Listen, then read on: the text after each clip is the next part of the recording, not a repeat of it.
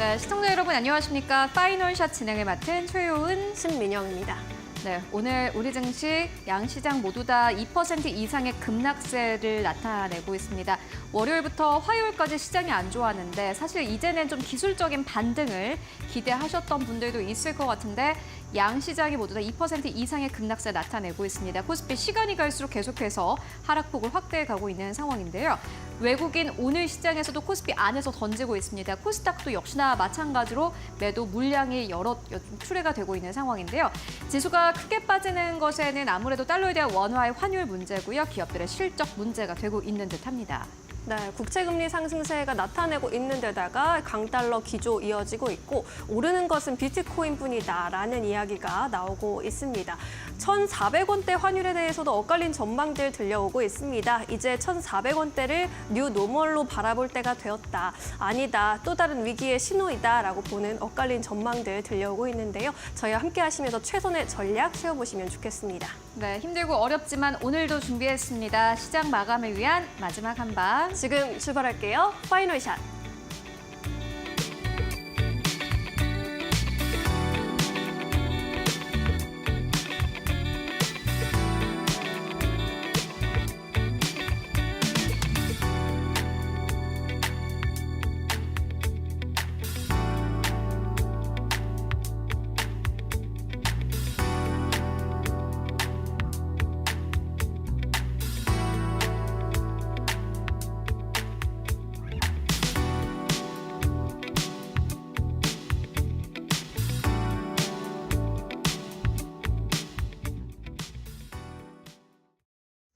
네, 한국 증시가 어려워도 너무 어렵습니다. 오늘 코스피는 2,620선까지 내려온 상황인데요. 2,462선까지 내려온 상황인데요. 2,500선을 이탈한 상황 속에서 오늘 코스피 코스닥 양시장 2% 이상의 급락세 나타내고 있습니다.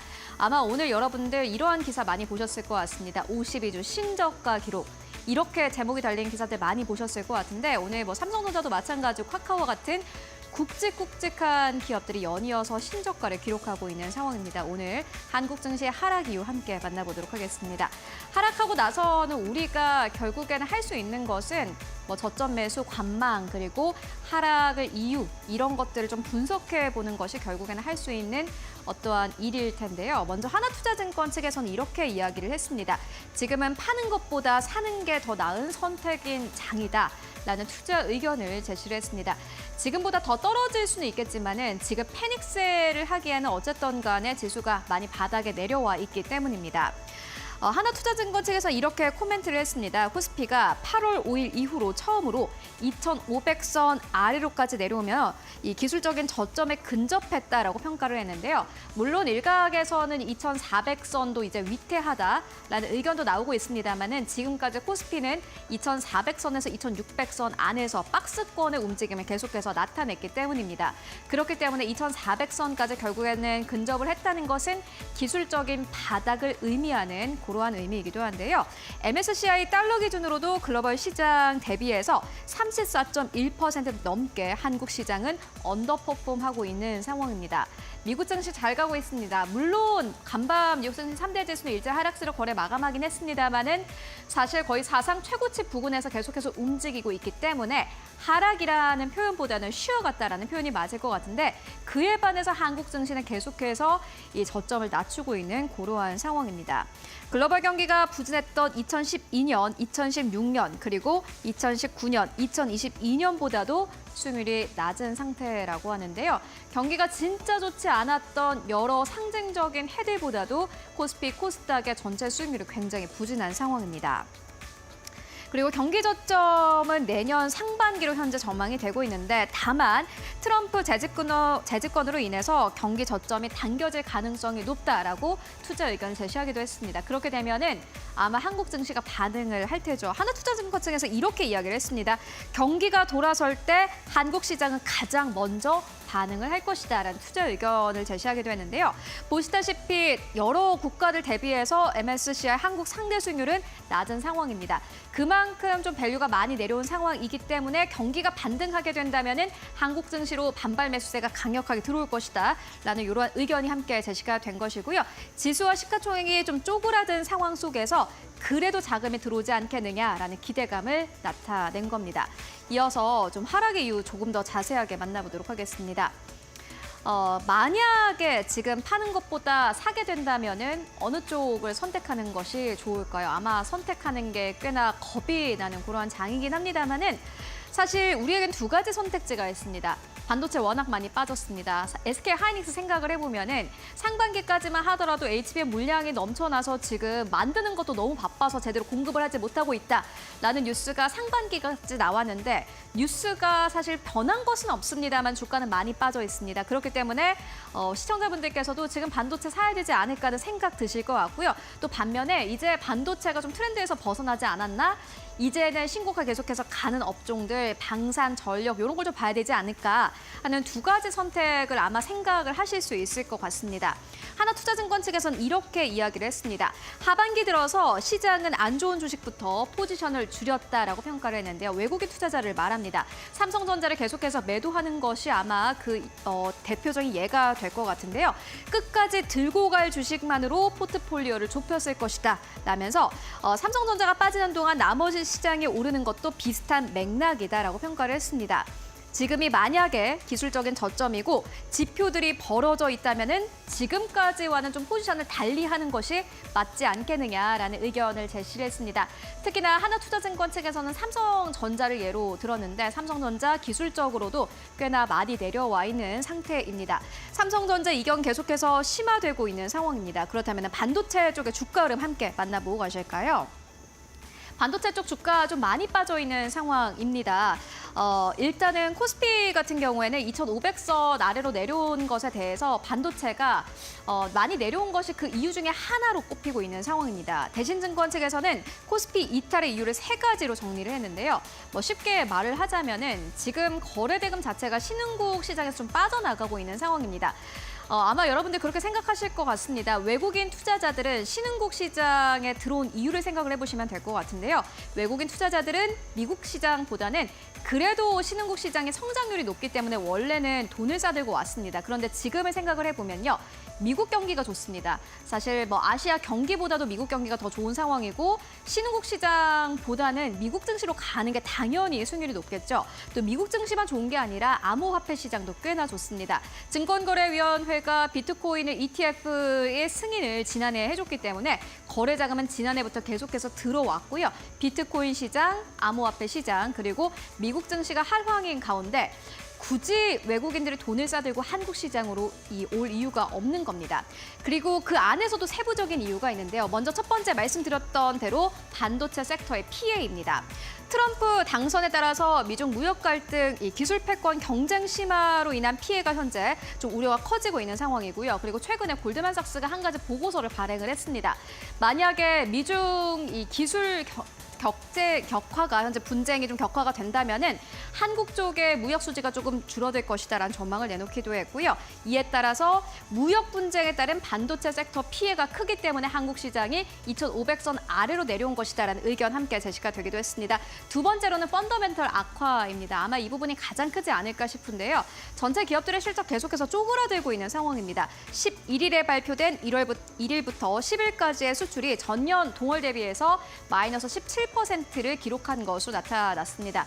경기가 반등을 하면은 이제 좀 수출이 잘 늘어나야 되는데 그게 잘 안 되고 있는 상황이고요. 당연히 숫자로 찍히는 기업들의 실적 안 좋은 상황입니다. 또 무엇보다 중국 부양책에 대한 실망감 그리고 의구심이 있습니다. 중국이 경기 부양책을 계속해서 펼 것이다라는 코멘트도 있지만요. 반대로 중국이 돈이 없는데 어떻게 경기 부양책을 펼칠 수 있겠느냐라는 현재 의구심도 함께 나오고 있는 상황입니다. 한국 쪽 계속해서 현재 주가 안 좋은 상황이고 그리고 TSMC가 버티고 있는 대만 쪽도 역시나 마찬가지로 시장의 수익률은 좋지 않은 상황입니다. 한국의 반도체 쪽 주가 흐름 조금 더 자세하게 만나보고 가도록 하겠습니다. 네, 보시다시피 반도체 업종 같은 경우에는 고점 대비해서 35% 이상 하락한 상황입니다. 금융위기 때만큼 사실 주가가 많이 내려온 상황인데요. 금융위기 때 반도체 업종 지수가 고점 대비해서 40% 가깝게 빠졌는데 지금은 무려 30% 넘게 빠진 상황입니다. 그만큼 사실 경기가 금융위기 때만큼 안 좋은 것도 아닌데 반도체 업종 지수 계속해서 내려오고 있는 상황이고요. 10월과 11월에도 반도체와 삼성전자가 하락 기여도가 가장 컸던 것으로 나타났습니다. 보시다시피 반도체가 현재 가장 큰 폭의 하락세를 나타내면서 코스피의 전체 지수를 끌어내린 것으로 확인되고 있습니다. 그렇다면 이러한 가운데서도 또 잘 시세를 지켜내고 있는 업종들은 어떤 것들이 있을까요? 이어서 만나보도록 하겠습니다. 전력 기계입니다. 보시다시피 HD 현대일렉트릭 물론 오늘 약간 빠지긴 합니다만은 외국인들의 매수가 오늘도 들어오는 것을 확인할 수 있었습니다. 1시 20분을 기점으로 했을 때 여전히 전력 관련주로는 계속해서 매수세가 들어오는 것을 확인할 수 있었는데요. 아마 트럼프 2기가 들어선다고 하더라도 전력 쪽의 수요 교체는 교체 수요는 계속해서 늘어날 것이다라는 기대감 때문이었던 듯합니다. 일단 한국 시장에서는 실적이 늘어나는 업종 같은 경우에는 전력 쪽 그나마 괜찮아 보인다라는 투자 의견 함께 나오고 있습니다. 앞으로 숫자라든지 실적이 어느 정도로 상향되는지 함께 확인을 해보시면 좋을 것 같습니다. 일단 삼성전자 오늘 52주 신저가 경신한 상황입니다. 계속해서 삼성전자의 주가를 오늘 장 마지막까지 잘 확인을 해보시는 게 중요해 보이고요. 이외에 또 오늘 시장에서 주목해볼 만한 이슈들 어떤 것들이 있을까요? 이어서 신민영 앵커가 전해드립니다. 네, 오늘 어려운 시장이지만 그래도 힘을 내주고 있는 종목들이 있습니다. 어떤 시그널 보내주고 있는지 종목 시그널 통해서 함께 확인해 보시죠. 첫 번째 헤드라인부터 열어보겠습니다. 두산 에너빌리티 소식입니다. 원전 지원 예산 통과 소식에 강세 나타내고 있습니다. 여야가 원전 개발과 지원 예산을 약 2,139억 원 규모로 합의했다라는 소식에 수급이 몰리고 있습니다. 더불어민주당이 지난해 윤석열 정부의 국정과제인 원전 생태계 정상화 관련 예산을 전액 삭감한 바 있죠. 하지만 산자위에서 전날 밤 원전 관련 예산을 통과시켰습니다. 이에 따라 원전 업종에 다시 시장에 관심이 쏠리고 있는데요. 잠시 후 전문가 연결해서 더 자세한 투자 포인트 짚어보겠습니다. 두 번째 헤드라인입니다. 네, HMM 관련 소식도 들려왔습니다. 2년 만에 분기 영업이익 1조 돌파 기대감이 올라오면서 주가도 상승세입니다. HMM의 실적 호조는 지정학적 리스크로 해상 운임이 급등한 영향인데요. 해상이 오르자 항공 운임까지 덩달아 오르면서 홍해 사태에 따른 글로벌 운송업계 호실적이 이어지고 있습니다. HMM 같은 경우 3분기 영업이익 컨센서스가 1조 1,818억 원으로 집계가 되고 있는데 전망대로라면 지난해 전체 영업이익의 2배에 달하는 수치입니다. 올해 처음으로 분기 영업이익 1조 원을 넘을 것으로 기대가 되고 있고요. HM이 마지막으로 분기에 조 단위 영업이익을 기록한 것은 지난 코로나19 때였던 2022년 4분기였습니다. 세 번째 헤드라인 열어볼까요? 네, 하이브 소식입니다. 내년에 BTS, 방탄소년단의 완전체 컴백 기대감 속에 주가 상승세 이어가고 있습니다. 내년도 BTS 완전체 컴백 기대감에 더해서 향후 2년간의 하이브의 이익이 급증할 것이다라는 증권가의 분석이 나오고 있습니다. BTS의 완전체 컴백뿐만 아니라 위버스의 디지털 멤버십의 유료화 그리고 신인 남자 그룹 세 팀의 데뷔가 모두 상승 모멘텀으로 작용할 것으로 보입니다. 과거 SM의 동방신기와 YG의 빅뱅 제대의 전후 주가 흐름을 봤을 때 제대 후 6개월 내 상승률이 각각 40%와 80%에 달했다고 합니다. 하이브 역시 비슷하게 주가가 가파른 상승 흐름을 탈 것이다라는 분석이 나오고 있습니다. 네 번째 헤드라인입니다. 시프트업이 니케 게임의 중국 출시 일정이 한 개 분기 정도 늦춰졌다, 연기됐다라는 소식이 들려왔는데 이로 인해 상장 후에 주가가 최저가를 기록하고 있습니다. 시프트업의 니케 중국판 출시 예상 시점이 내년 1분기였는데 내년 2분기로 미뤄졌습니다. 맥커리 증권이 이에 따라 시프트업에 대한 투자 의견을 뉴트럴, 중립으로 하향 조정했고요. 목표 주가도 기존보다 25% 낮은 6만 원으로 제시했습니다. 또 이번에 내놓은 3분기 실적도 다소 실망스러웠습니다. 올해 3분기 별도 기준 매출액이 580억 원, 영업이익은 356억 원을 기록했는데요. 지난해 동기보다 52%, 120% 높은 수준이었지만 시장 예상치에는 못 미친 것으로 확인이 됐습니다. 이렇게 해서 오늘 종목 헤드라인 4가지 함께 살펴보셨습니다. 네, 이번에는 전문가 전화 연결해서 조금 더 자세한 투자 의견 들어보도록 하겠습니다. 메리츠증권 강남금융센터 김경목 과장 연결합니다. 안녕하세요. 네, 안녕하세요. 네, 오늘 4가지 헤드라인 중에서 두산 에너빌리티 꼽아주셨는데요. 두산 에너빌리티 원전 예산이 통과됐다라는 소식 들려왔습니다. 어떻게 바라보고 계실까요? 오늘 국회 산자위에서 여야 합의로 원전 관련 예산안이 처리가 됐습니다. 그 예상보다 1억 원이 증액된 2,139억 원에 합의가 됐고요.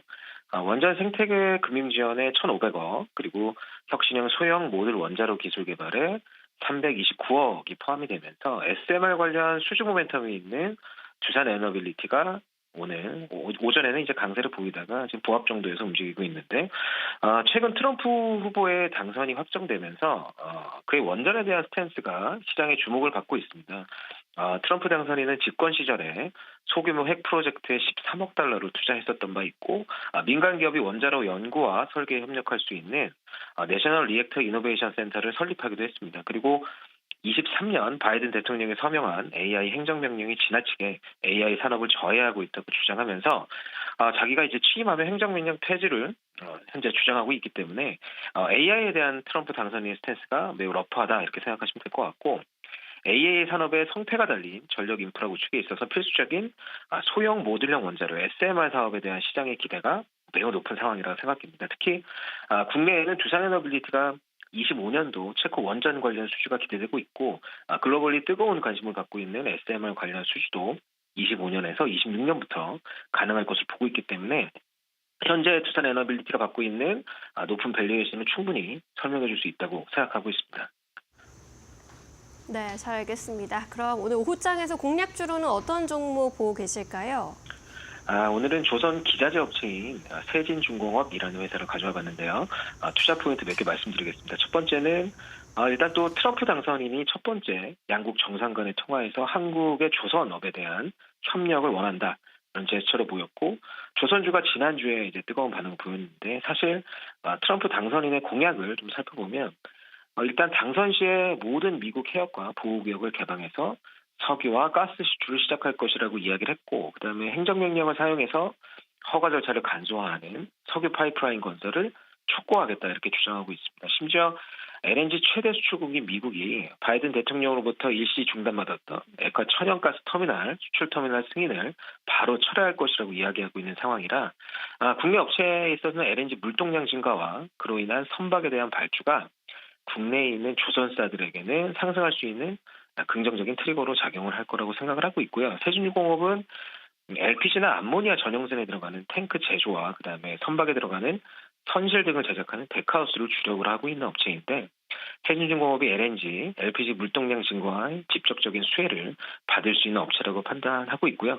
24년도 탱크 매출이 1,000억 원인데 25년도에 탱크 매출이 더블링으로 증가한 2,000억 원이 기대가 된다는 점, 그리고 3, 4년째 수주를 쌓아놓고 있는 대한민국 조선사 3사 덕분에 향후 3년간은 보정된 실적 성장세를 보여줄 수 있다는 점이 하방을 좀 막아주는 그런 요인이라고 생각하고 있고요. 심지어 글로벌 LPG, LNG 선박에 대한 쇼티지로 인해서 현대중공업 벤더로의 역할을 동사가 그동안 많이 해왔는데, 삼성중공업과 하나오션이 받아놓은 선박에 대한 LPG 탱크 수주를 최근 받아냈습니다. 그래서 고객사를 다변화할 수 있는 원년이 올해가 되었다고 생각하고 있고, 이 부분은 밸류에이션을 좀 애드해 줄 수 있는 좋은 모멘텀이라고 생각할 수 있겠습니다. 그리고 지난 8월 2대 주주인 윤종국 전 회장의 매도 이슈로 가격 조정과 기간 조정을 충분히 마친 상황이기 때문에 현재가에서는 무리 없이 매수 가능한 가격대라고 판단되고 있고요.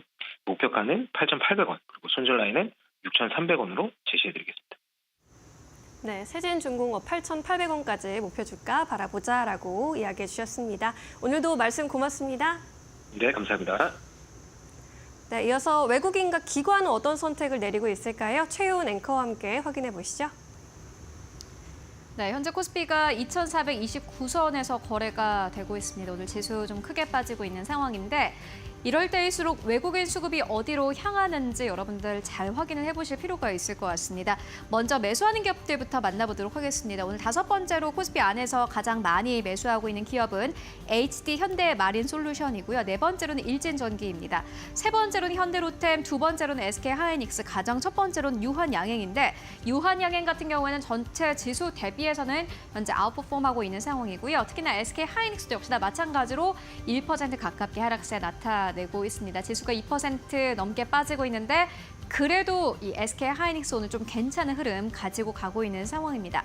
일단 외국인들이 유한양액을 매수하는 뚜렷한 이유는 현재 포착이 되고 있지는 않습니다만은 주가 자체가 좀 많이 내려왔다라는 점, 그리고 계속해서 안정적인 실적을 내고 있다라는 점을 긍정적인 포인트로 좀 삼아볼 수 있을 것 같고요.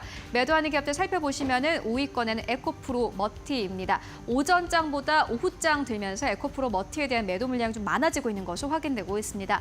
네 번째로는 삼성 SDI, 세 번째로는 한화오션, 그리고 두 번째로는 현대차, 그리고 오늘도 외국인들은 삼성전자를 매도하고 있는 상황입니다. 51,000원대까지 현재 이탈이 되면서 오늘 다시 한번 52주 신저가를 경신하는 상황인데요. 외국인들의 수급이 3시까지 계속해서 지속될지 여러분들 함께 확인을 해보시면 좋을 것 같고요. 그래서 코스닥 안에서의 수급 흐름 함께 만나보도록 하겠습니다. 네, 오늘 코스닥 안에서 외국인 투자자들은 5번째로 우리기술 투자를 가장 많이 사들이고 있고요. 4번째로는 네이처셀, 3번째로는 실리콘투, 2번째로는 BHI, 첫 번째로는 펩트론 현재 이름 올리고 있는 상황입니다. 매도하는 기업들 살펴보도록 하겠습니다. 5위권에는 파마리서치입니다. 사실 오전장까지만 하더라도 파마리서치가 3위권까지 이름 올리기도 했었는데 현재 구간에서는 매도 물량이 그래도 오전장 대비해서는 좀 적어진 상황이고요. 4번째로는 리가켄바이오, 3번째로는 삼천당제약, 두 번째로는 알테오젠입니다. 첫 번째로는 ABL 바이오 현재 이름 올리고 있습니다. 이어서 기관 수급도 함께 만나보도록 하겠습니다. 기관도 역시나 마찬가지로 오늘 코스피 코스닥에서 모두 다 현재 좀 매도 우위를 나타내고 있는 상황인데요.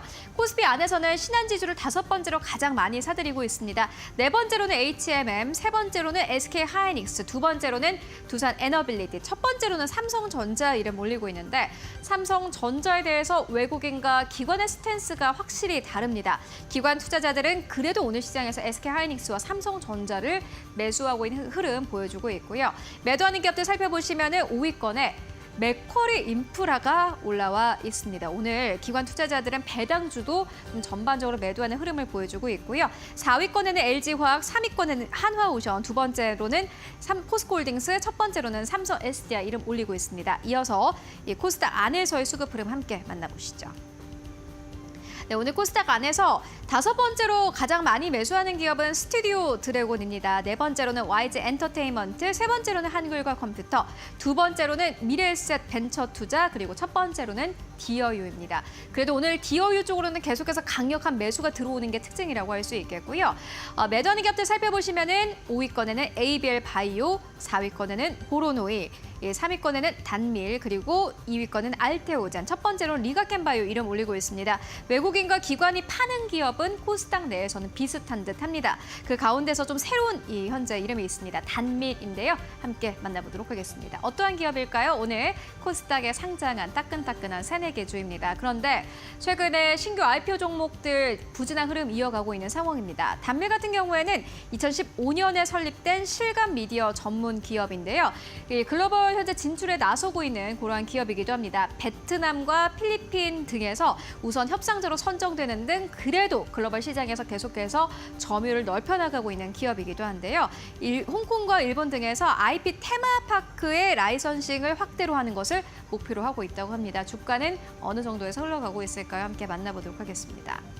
네, 공모가 대비해서 주가가 30% 넘게 밀리고 있습니다. 최근에 11월에 IPO한 기업들 가운데서는 더본코리아를 제외하고는 사실 단밀도 역시나 마찬가지로 하락세 나타내고 있는 상황이고요. 오늘 공모가 대비해서 4,000원 이상 빠지면서 10,000원대 이탈 나왔고요. 9,000원대에서 거래가 되고 있습니다. 네, 지금까지 외국인 기관 수급 함께 잘 살펴보고 왔습니다. 네, 오늘도 특징주들 흐름 함께 점검해 보도록 하겠습니다. 지신포 박근호 이사와 함께 하겠습니다. 안녕하세요. 안녕하십니까. 안녕하세요. 오늘도 3가지 종목 뽑아 오셨습니다. 첫 번째 종목 한화오션 들어가 보겠습니다. 네. 한화오션 미국 해군 함정 MRO 추가 수주에 성공했다라는 네. 소식 밝혔는데 그럼에도 오늘 아무래도 시장이 많이 좋지 않다 보니 7% 넘게 밀려나고 있습니다. 외국인도 매도 물량을 추리하고 있네요. 한화오션이 그 트럼프 대통령이 MRO 이제 뭐 유지, 보수, 정비 이런 것들을 한국과 이제 같이 하겠다라고 네. 발표를 했을 때 가장 많이 오르는 이유가 지난 6월달에 이미 미국의 그 조선소를 하나 인수를 했거든요.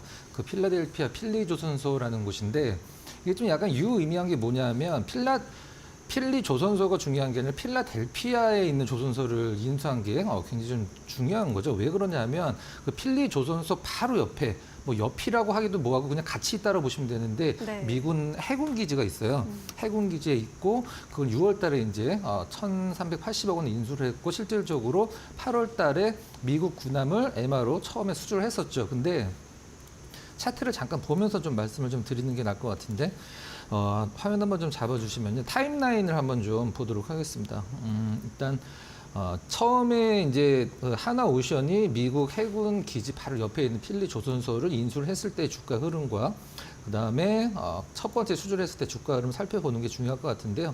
왼쪽에 있는 동그란 표시가 이제 필라델피아 해군 기지 안에 있다고 하는 게 맞습니다. 옆에 있는 게 아니라 그 필리 조선소를 인수했을 때의 주가 흐름이고요. 그다음 두 번째 동그라미 파란색, 이제 첫 번째 미국 해군을 필리 조선소에서 수주를 했을 때 주가 흐름인데 시장에서 반응이 사실 좀 약간 뭐 그렇게 뚜렷하게 나오진 않았습니다. 약간 뜨뜻미지근한 흐름이 좀 나왔고 이번에는 아무래도 이제 그분의 입에서 이 얘기가 나오니까 시장에서 반응이 좀 세게 나왔는데 저는 중요한 건 사실 그 미군의 어떤 함정이나 뭐 이런 해군의 그런 배 같은 것들을 MR로 수주를 하는 게 중요하다고 생각하지는 않아요. 실질적으로 우리나라 조선사들이 돈을 벌려면 지금 현재 이제 좀 고부가가치 배라고 할 수 있는 LNG선들을 많이 좀 그 수주를 해야 되는데 올해 상반기 때 한국 조선이 어떤 상황이었는지 잠깐 설명을 드리면 뭐 굉장히 좋다라고 알고 계시겠지만 실질적으로는 그렇진 않죠.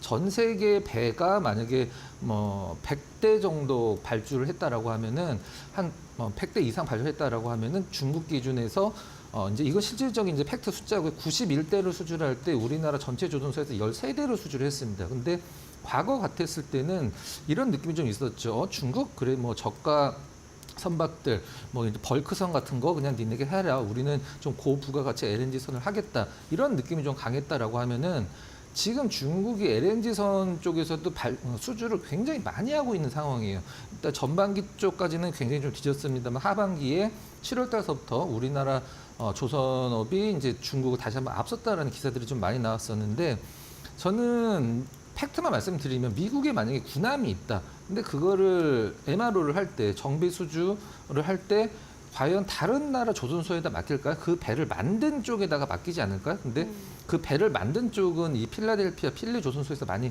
만들거든요. 그렇기 때문에 수주를 한 거고. 그래서 어떤 이 트럼프의 어떤 한국 조선과의 어떤 그 MRO 사업 같은 경우는 저는 실적적으로는 큰 도움이 안 된다라고 생각을 하고 있고 일단 그 전반적인 LNG선 수주 그다음에 가장 큰 이제 모멘텀이 하나 기다리고 있죠. 캐나다에 60조 원짜리 그 잠수함 수주가 좀 기다리고 있는데 네. 그 잠수함 수주를 이제 우리나라에서도 경쟁을 하겠습니다만은 우리 앵커님 그 전쟁 영화 잠수함 많이 나오는 영화 보면은 꼭 나오는 나라 있잖아요. 독일이 많이 나오잖아요. 독일. 그렇죠. 유보트라고 해서 이제 독일도 같이 이 수주전에 뛰어들었기 때문에 경쟁은 굉장히 치열하겠죠. 이제 근데 그 전에 헝가리 쪽에서 잠수함을 수주했을 때 이런 얘기가 좀 나왔었어요. 어떤 얘기냐면 한국의 하나오션이랑 HD 현대랑 너무 경쟁을 치열하게 해서 경쟁이 치열하다는 것은 저가 수주를 얘기를 하는 거겠죠. 그래서 그 헝가리 쪽에서 이런 얘기 했었어요. 너무 싸게 수주를 해서 계약 불이행이 될까 봐 우리가 걱정이 된다. 그만 좀 그 경쟁을 해라라고 할 정도로 지금 두 회사 그리고 외국에서 이쪽에 이제 잠수함 수주를 많이 위해서 노력하고 있는데 네. 저는 이 뭐 MRO 미국 쪽의 MRO보다도 캐나다 잠수함 쪽이 우리나라 그 어떤 뭐 특정 종목이 되겠죠. 근데 주가를 좀 뭐 띄울 수 있는 가장 큰 어떤 모멘텀이 될 거라고 생각을 하고 있습니다. 네, 그럼 잠수함 사업을 누가 가져갈지가 좀 앞으로 주가 측면에서도 좀 관건이 될까요? 그게 제일 세다라고 생각을 하고 있고요. 네. 그 다음에 중요한 것은 이제 지금 예전엔 아니었습니다만 지금 중국이랑 우리나라 LNG선 갖고 경쟁을 하잖아요. 네. 근데 이게 왜 LNG가 중요하냐면 사실 그 우크라이나 전쟁 때 러시아에서 유럽으로 가는 노스스트림 그 침해에 있는 가스관이 폭파가 됐잖아요. 그렇기 때문에 네. 지금 독일이나 유럽 같은 경우는 LNG 천연가스 가격이 거의 10배 이상 올라가 있는 상황이기 때문에 미국이 이 기회를 틈타서 우리가 LNG 사업을 확 키우자라고 생각을 하고 있거든요. 음모론까지 나오고 있는 거죠. 그걸 과연 누가 터뜨리라고 했느냐. 미국 LNG 산업을 많이 키우고 있는 상황에 그게 마침 터졌기 때문에 이제 미국 쪽의 LNG 산업이 지금 개화를 하고 있는데 그런 이유로 이제 LNG 선의 발주도 이제 트럼프 정부 들어서면 이제 뭐 내년 전 사실 시장이 내년 초에 1월 초에 트럼프 정부 들어설 때까지는 좀 약간 혼란스러워도 트럼프 정부 들었으면 어느 정도 이제 뭐 불확실성 해소로 시장이 안정을 찾아갈 거라고 생각을 하고 있거든요. 네. 뭐 사실 얼마 남진 않았습니다. 그래서 이 정리를 하면 조선주 같은 경우는 어떤 미국 쪽의 MRO 군사적인 뭐 어떤 그런 거죠. MRO보다도 LNG선, 그다음에 잠수함, 캐나다, 헝가리 이쪽이 지금 모멘텀이 훨씬 더 큰 것으로 저는 판단을 하고 있습니다. 네. 조선주 어떤 모멘텀을 바라봐야 하는지 함께 정리해 봤습니다. 앞으로 다시 반등할 수 있겠죠. 기다려보도록 하겠습니다. 두 번째 종목 삼성전자 보도록 할게요. 오늘 장중에 저가 딱 5만 원 찍어서 4만 원 선까지 하락하는 거 아닐까 이런 우려감 좀 키우고 있고요. 특히 외국인 투자자가 또 11거래일 연속 팔아치우고 있습니다. 네. 이 기간에 외국인 순매도 규모가 1조 9,650억 원에 달하고 있습니다. 삼성전자 어떻게 네. 바라볼까요? 중간에 진짜 뭐 생색내기용으로 잠깐 산 거 빼면은 뭐 몇 달 동안 지금 팔고 있는 것으로 봐도 그죠. 뭐 그럴 텐데 네. 제가 보는 삼성전자 지금 4년 한 5개월 정도 전 가격이라고 지금 기사도 많이 나와주고 있는데 가장 중요한 게 이거 같아요. 일단 하락하는 이유가 외국인들 매도 때문이긴 한데 우리가 보통 뭐 주식 같은 경우를 공부를 할 때 외국인들이 사는 종목군들이 무엇인지 눈여겨 보잖아요. 네. 근데 그 이유가 뭐냐면 물론 뭐 외국인들 뭐 유럽 쪽이나 미국 쪽이나 다 성향도 틀리고 어떤 자금의 성격마다 다 어떤 종목을 선택하는 성향도 틀릴 텐데 외국인들이 사는 종목을 우리가 주목을 하는 이유는 외국인들은 좋은 종목은 안 팔고 계속 산다. 그리고 그들이 좋다고 생각하는 종목은 떨어져도 더 사지 팔지 않는다라는 게 그 어느 정도 외국인들의 성향이잖아요. 근데 지금 삼성전자의 가장 큰 문제는 HBM도 아니고 뭐 삼성전자의 어떤 미래의 불투명성도 아니고 가장 큰 건 외국인들이 지금 손절을 치고 있다는 게 좀 가장 중요하다고 생각을 하고 있거든요.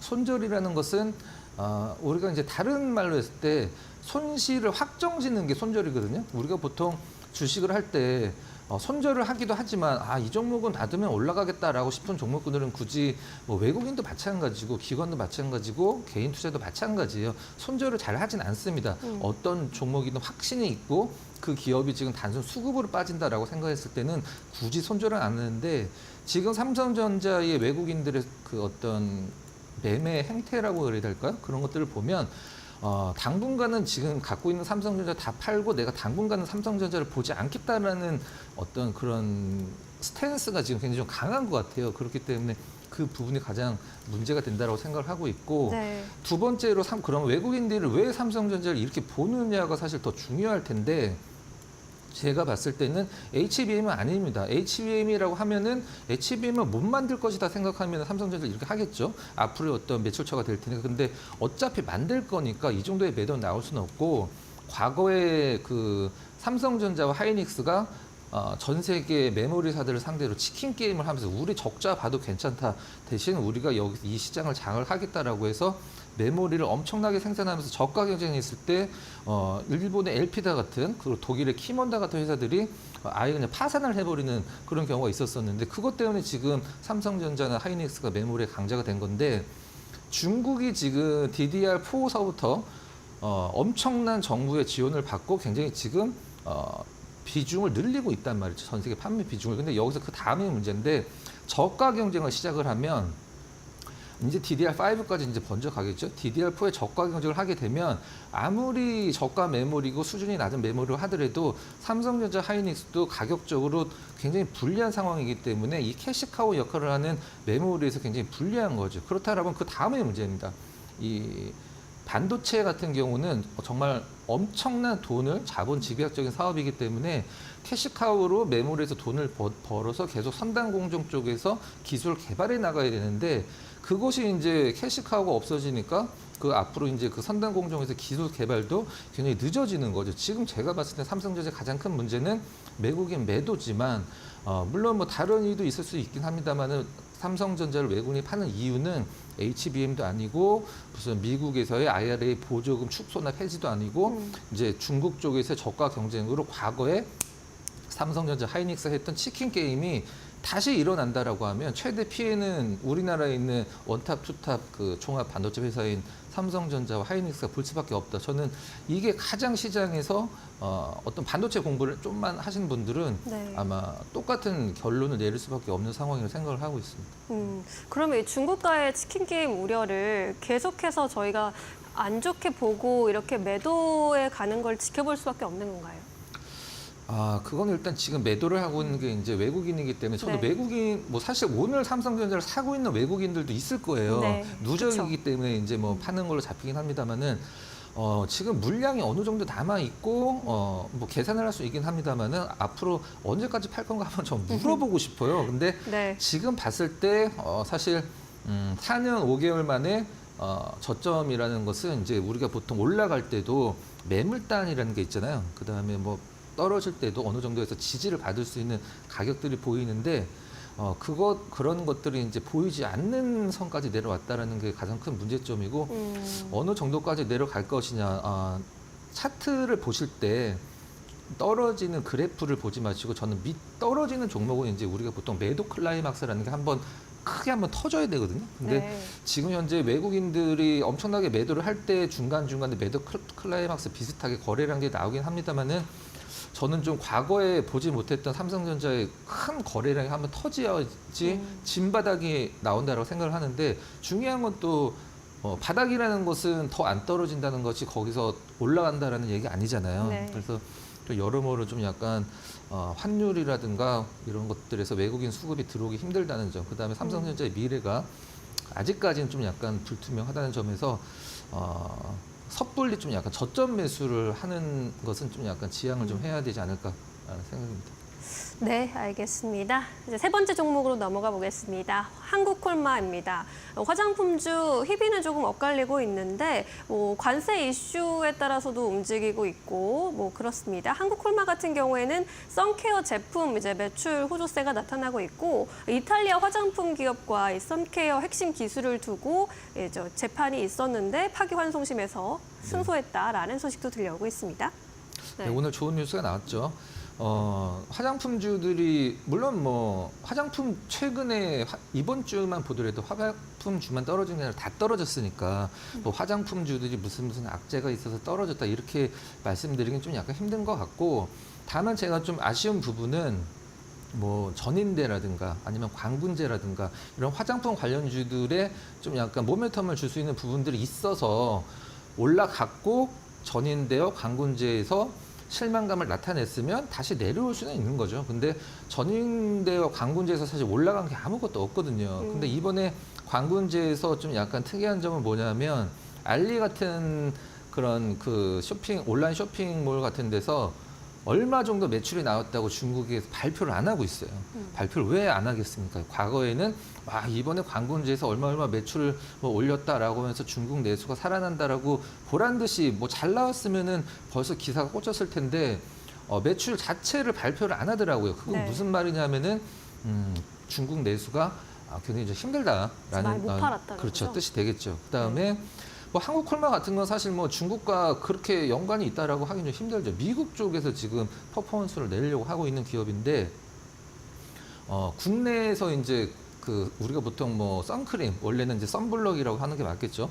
이 선케어 제품의 70%는 한국콜마가 다 만들거든요. 네. 근데 미국 시장은 좀 약간 다릅니다. 뭐가 다르냐면 미국 시장은 이 선블럭을 화장품으로 보지 않아요.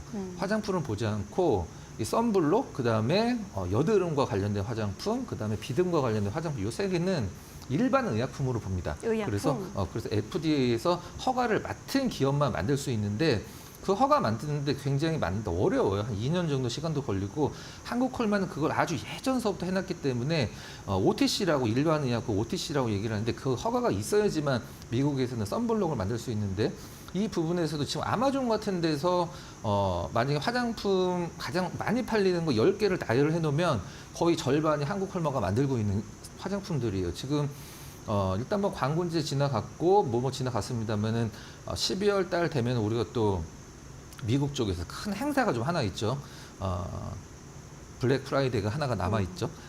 그 부분이 이제 화장품 쪽에서 굉장히 조금 퍼포먼스가 나올 수 있는 상황이고 미국의 이제 지금 이제 트럼프나 여러 가지 이제 정책이 아직 확정은 안 됐습니다만은 이제 볼 수 있는 종목군들 제가 몇 번 말씀드렸습니다만은 미국의 공장이 있는 기업 어떤 의미일까요? 관세로서 좀 자유롭다라는 의미가 되겠죠. 그 다음에 미국의 대기업과 확실한 거래가 있는 기업들, 이런 기업들은 저는 트럼프 어떤 이익이 출범을 하면 시장에서 굉장히 좀 약간 재조명이 될 것 같은데 한국 콜마 같은 경우 이미 미국에 공장이 하나가 있죠. 공장 하나 있고 이번에 두 번째 공장이 이번 선거 때 가장 많이 나왔던 지역이죠. 펜실베니아의 두 번째 공장은 지금 완공을 앞두고 있어요. 그 부분들 봤을 때 한국 콜마는 지금 하락이 좀 과도하다. 그리고 플러스 알파로 실적도 너무 좋다. 예, 이렇게 정리하도록 하겠습니다. 네, 한국 콜마까지 이렇게 특징주 정리해 보도록 하겠습니다. 고맙습니다.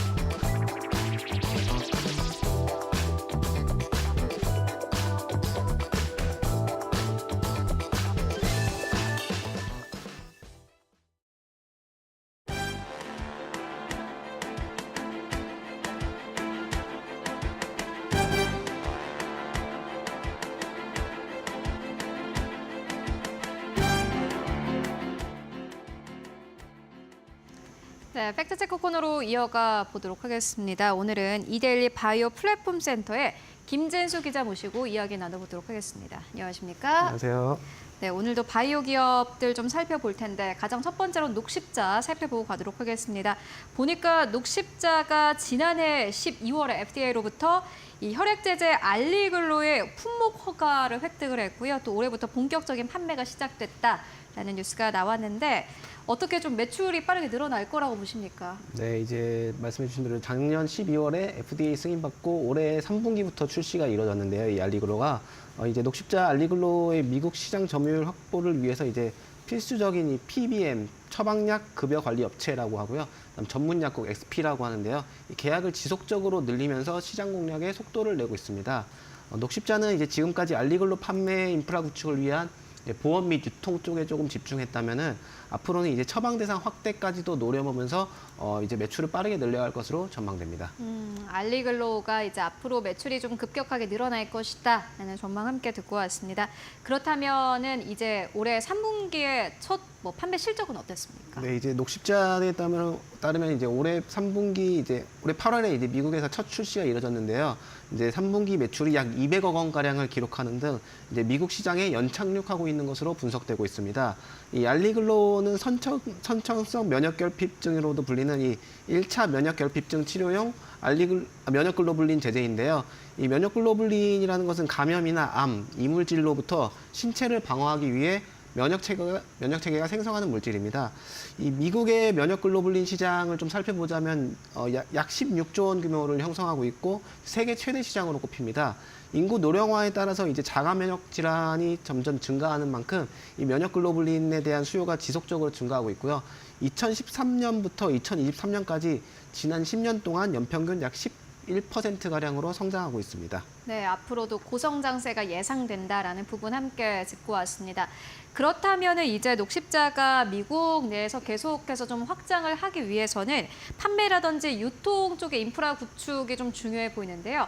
앞서서 매번 나오실 때마다 자주 이야기를 해주셨지만 미국 내에서 잘 판매하기 위해서는 이러한 인프라 구축이 좀 중요하다라는 부분 전해주셨는데 어떻게 좀 형성이 되고 있습니까? 네, 말씀해 주신 대로 이제 미국 진출하면은 많은 분들이 아실 텐데 이 처방약 급여 관리업체 이 PBM과 계약이 상당히 중요합니다. PBM은 보험 처리 대상의 의약품 급여 목록을 선정하기 때문에 이 처방집에 등재되지 않으면은 사실상 약국 등 주요 유통 채널에 공급이 되지 유통 채널에 공급이 되기 어렵고요. 이 성공적인 미국 시장 진출을 위해서는 최대한 많은 PBM에 등재되는 것이 매우 중요하다고 할 수 있습니다. 이 PBM 같은 경우에 다양한 약국 네트워크를 이루고 있는데요. 이 중에 이제 특수 의약품을 취급하는 전문 약국 SP라고 합니다. 이 계약을 통해서 특정 질환이나 희귀 질환에 필요한 의약품을 독점적으로도 공급하는데요. 이 SP 같은 경우에는 PBM과 계약을 통해서 시장 접근성을 확보하고 이 PBM은 특정 SP를 통해서 의약품 유통을 통제하고 관리하는 등 매우 밀접한 관계가 있다고 할 수 있습니다. 특히 이 미국 전문 약국들 같은 경우에는 면역 글로불린 의약품 유통 채널의 약 절반가량 50%를 점유하고 있어서 이 녹십자 알리글로의 판매에 직접적 영향을 미친다고 할 수 있습니다.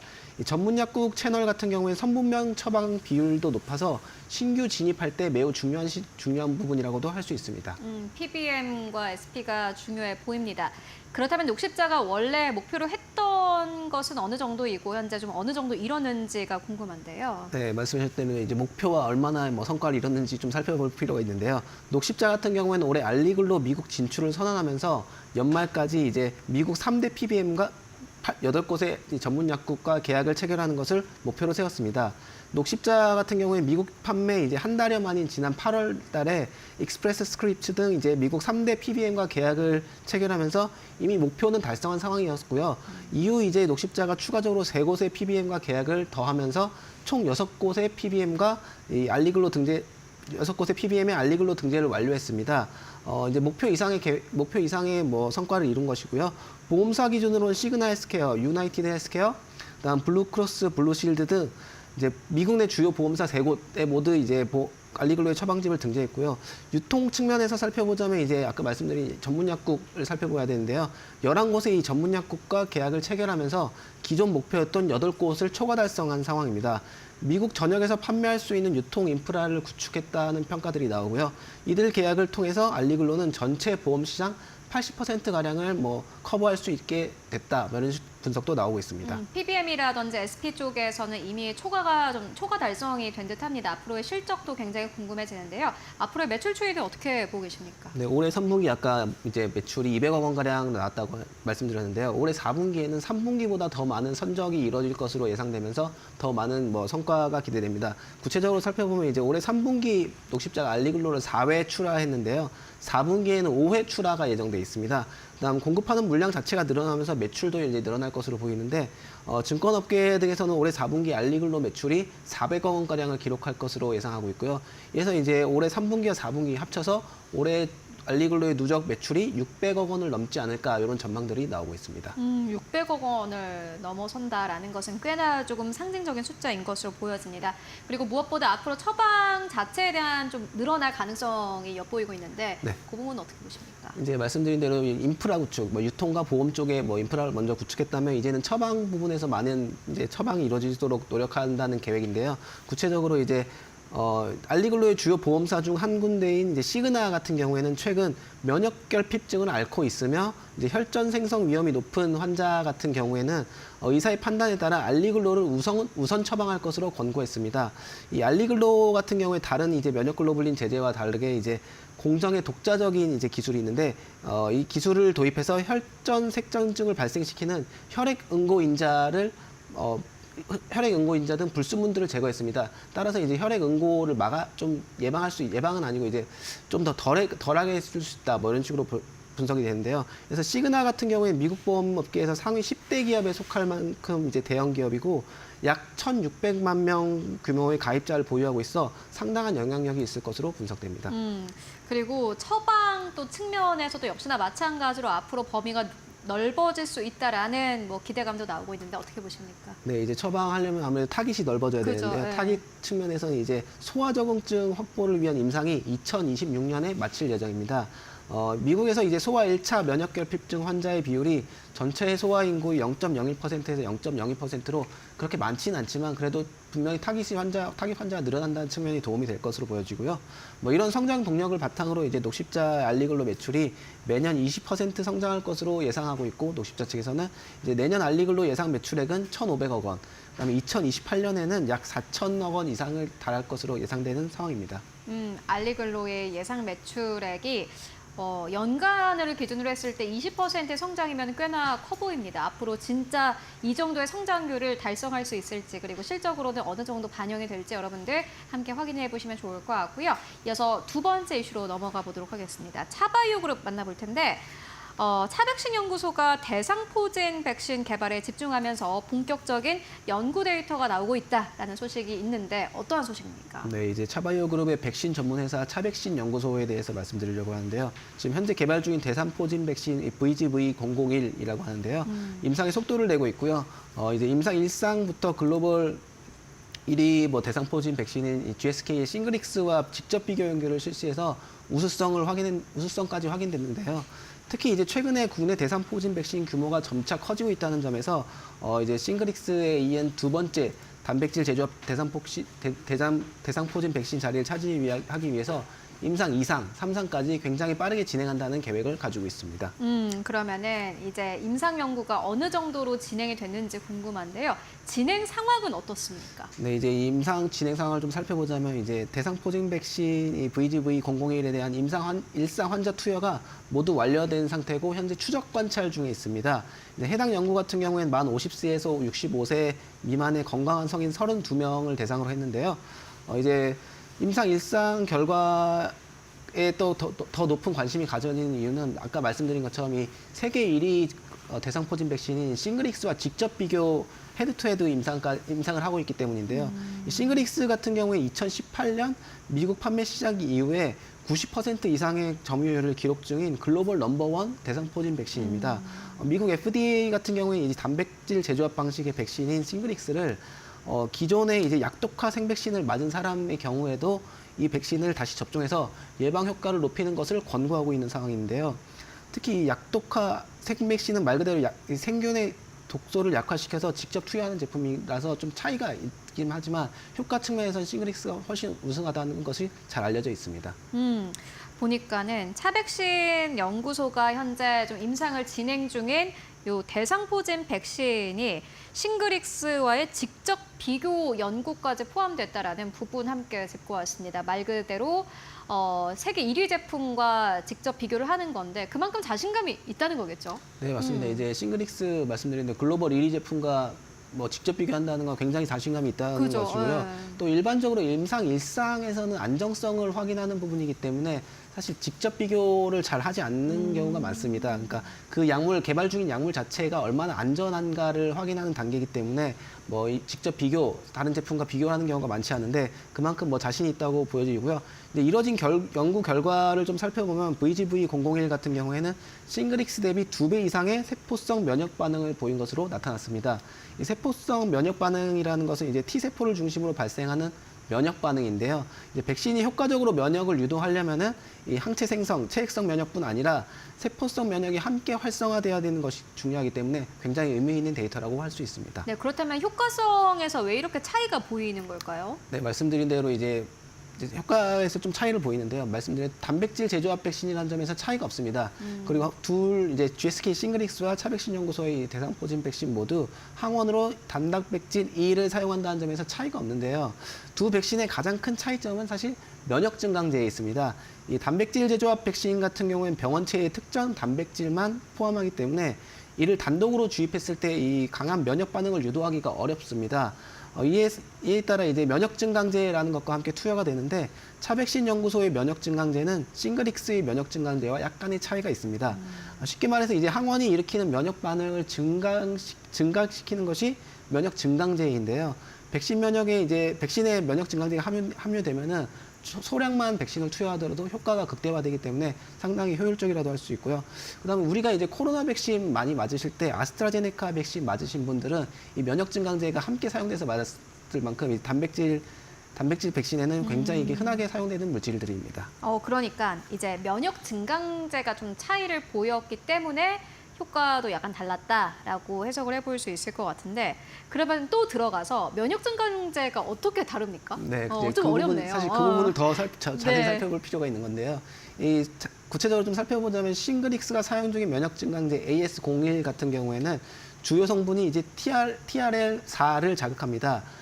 이제 톨 유사 수용체라는 것을 자극하는 건데요. 반면 차백신 연구소의 이 면역 증강제 같은 경우는 TLR2와 TLR3를 동시에 자극하는 자체 개발 면역 증강제 리포팜을 사용했습니다.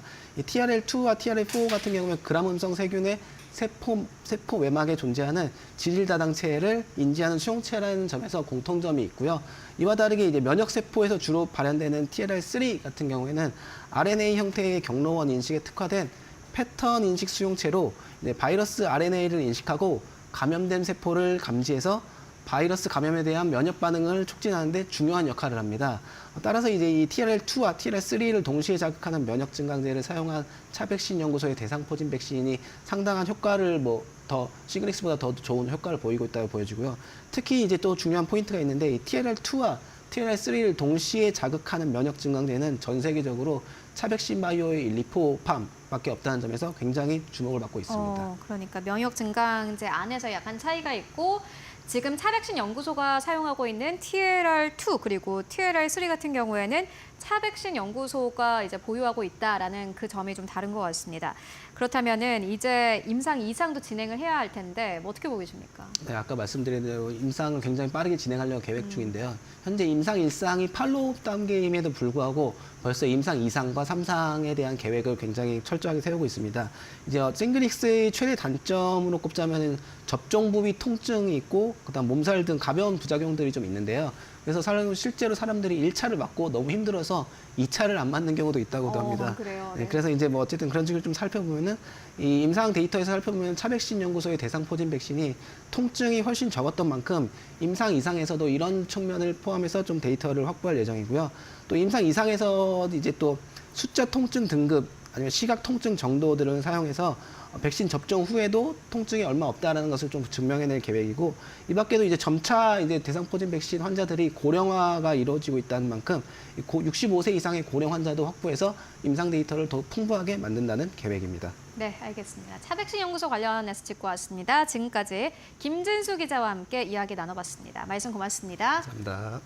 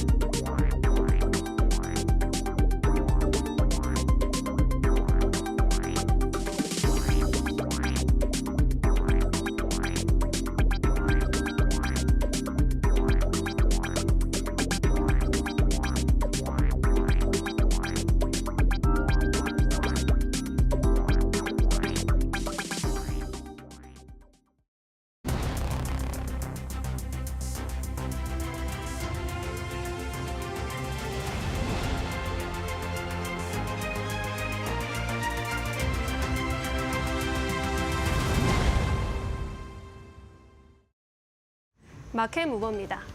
원달러 환율이 재차 1,400원대를 돌파했습니다. 환율 1,400원대는 한국 경제에 트라우마를 줄 수 있는 수준이라는 점에서 우려스러운 것이 사실인데요. 일각에서는 트럼프 전 대통령이 공식적으로 재취임하는 내년 1월까지는 환율 1,400원 안착에 무게를 두는 목소리들이 들려오고 있습니다. 그렇게 보는 배경에는 크게 5가지가 꼽히고 있는데요. 첫째, 트럼프 정책 리스크입니다. 트럼프의 대표적인 정책인 관세 공약에 대해서 불안감이 커지고 있죠. 이에 따라 달러 강세가 더 지지되는 분위기입니다. 또 미국 경제의 예외주의 현상도 강화되고 있습니다. 미국 경제 나홀로 호황이 이어지고 있다는 이야기입니다. 또 미국의 통화 정책 기조가 불확실성이 나타나고 있는 것도 리스크로 작용을 하고 있습니다. 트럼프 전 대통령의 재취임을 앞두고 파월 의장 등 연준과의 관계가 매끄럽지 못하다라는 점 역시 달러 강세를 지지하는 요인으로 보이고 있습니다.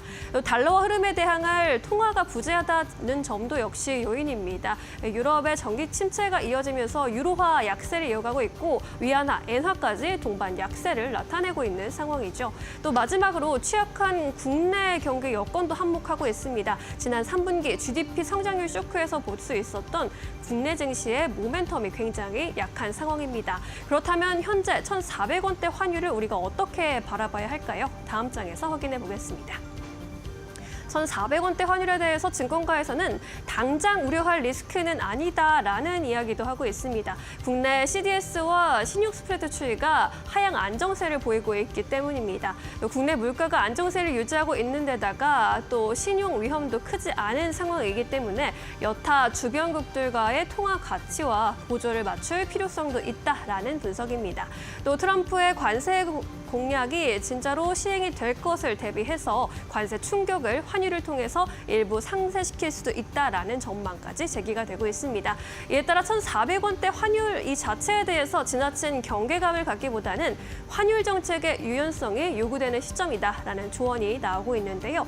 하지만 국내 증시 연일 약세를 보이면서 외국인들의 이탈도 지속되고 있기 때문에 걱정스러울 수밖에 없는 상태입니다. 여러분은 어떻게 생각하시나요? 환율 1,400원대 뉴 노멀로 바라봐야 할까요? 아니면 새로운 위기의 신호일까요? 함께 생각해보면 좋겠습니다. 마켓무버 전해드렸습니다.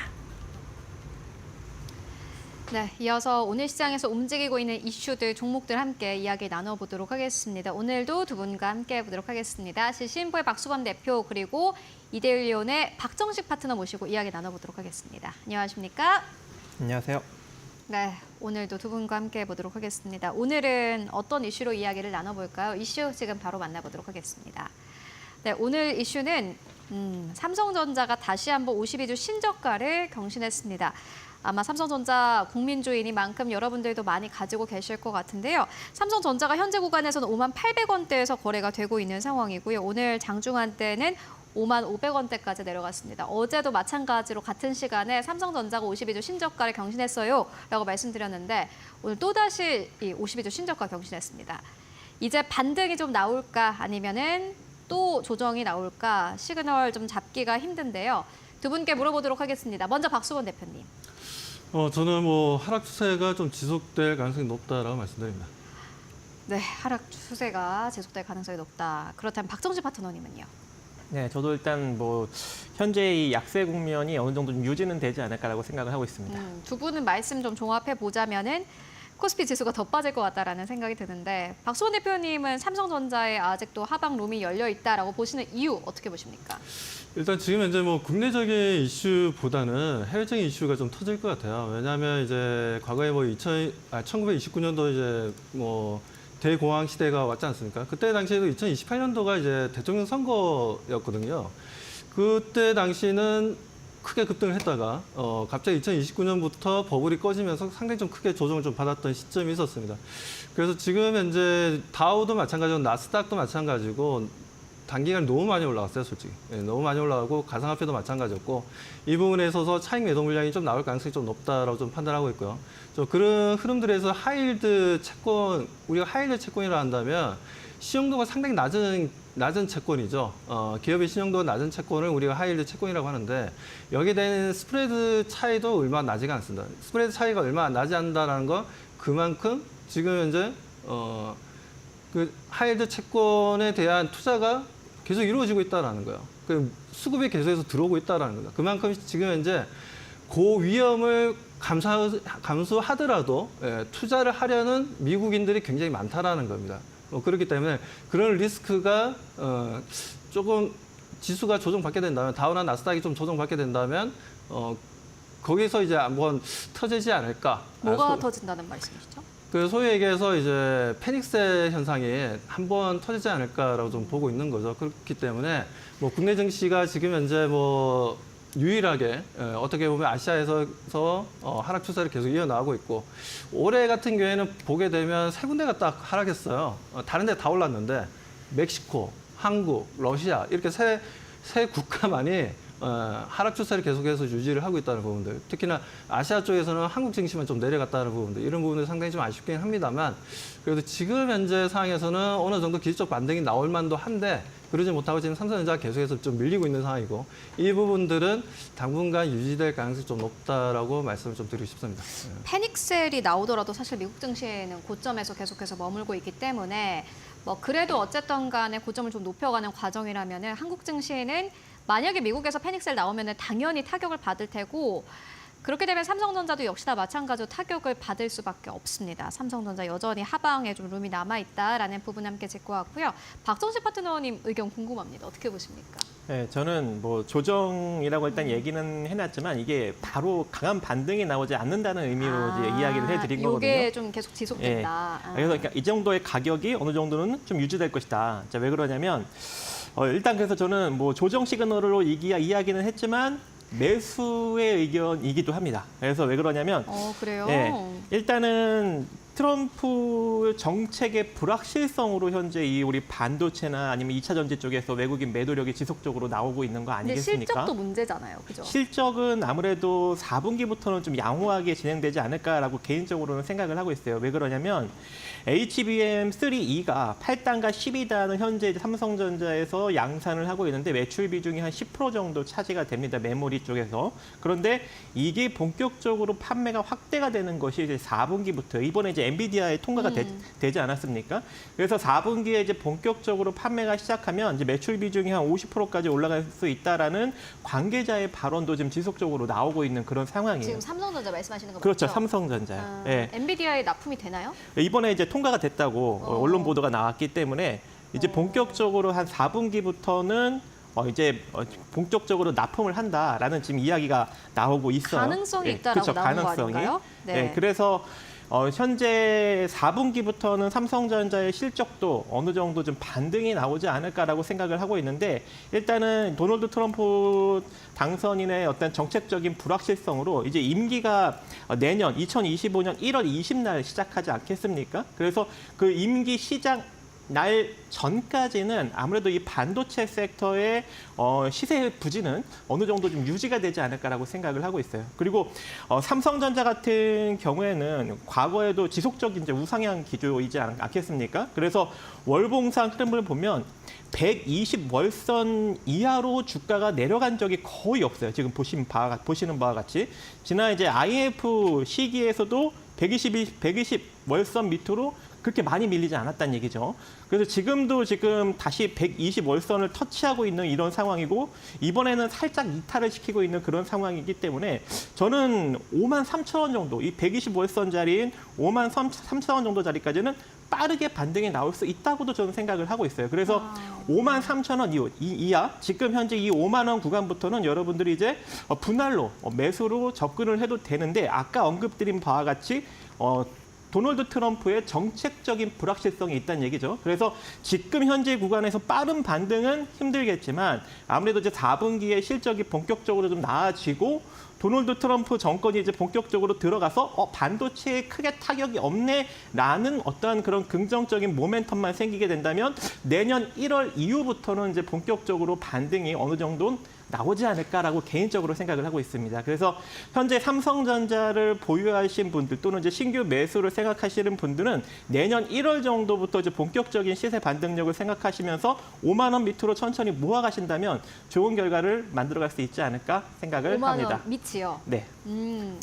근데 아까 전에 이제 엔비디아 HBM 이슈를 말씀해 주셨습니다만 마이크론도 사실 일찌감치 통과를 했고 걔네 본딩 장비를 바꿔가지고 이제 통과를 했고 삼성전자가 사실 좀 너무 늦었지 않나라는 생각도 들고요. 보니까는 블룸버그 인텔리전스가 어제 또 나온 보고서 보면은 하이닉스가 내년에도 HBM 우위다. 삼성전자가 추격하려면 시간 걸린다. 이렇게 말을 했는데 이제 내년 정도까지는 아무래도 조금 이제 SK 하이닉스에 밀릴 수 있겠죠. 근데 이제 주가는 다르니까. 본격적으로 이제 HBM4가 이제 2026년부터 이제 쓰일 수 있는 가능성이 존재하는데 이때 엔비디아의 차세대 그래픽 처리 장치 루빈이 이제 본격적으로 2026년부터 양산이 됩니다. 그래서 그때부터 HBM4가 탑재가 되는데 삼성전자가 지금 현재 이 시기를 노리고 있어요. 그래서 이때부터는 본격적으로 올라갈 수 있는 가능성이 존재하고 또 거기다가 주가는 좀 미리 움직이지 않겠습니까? 그래서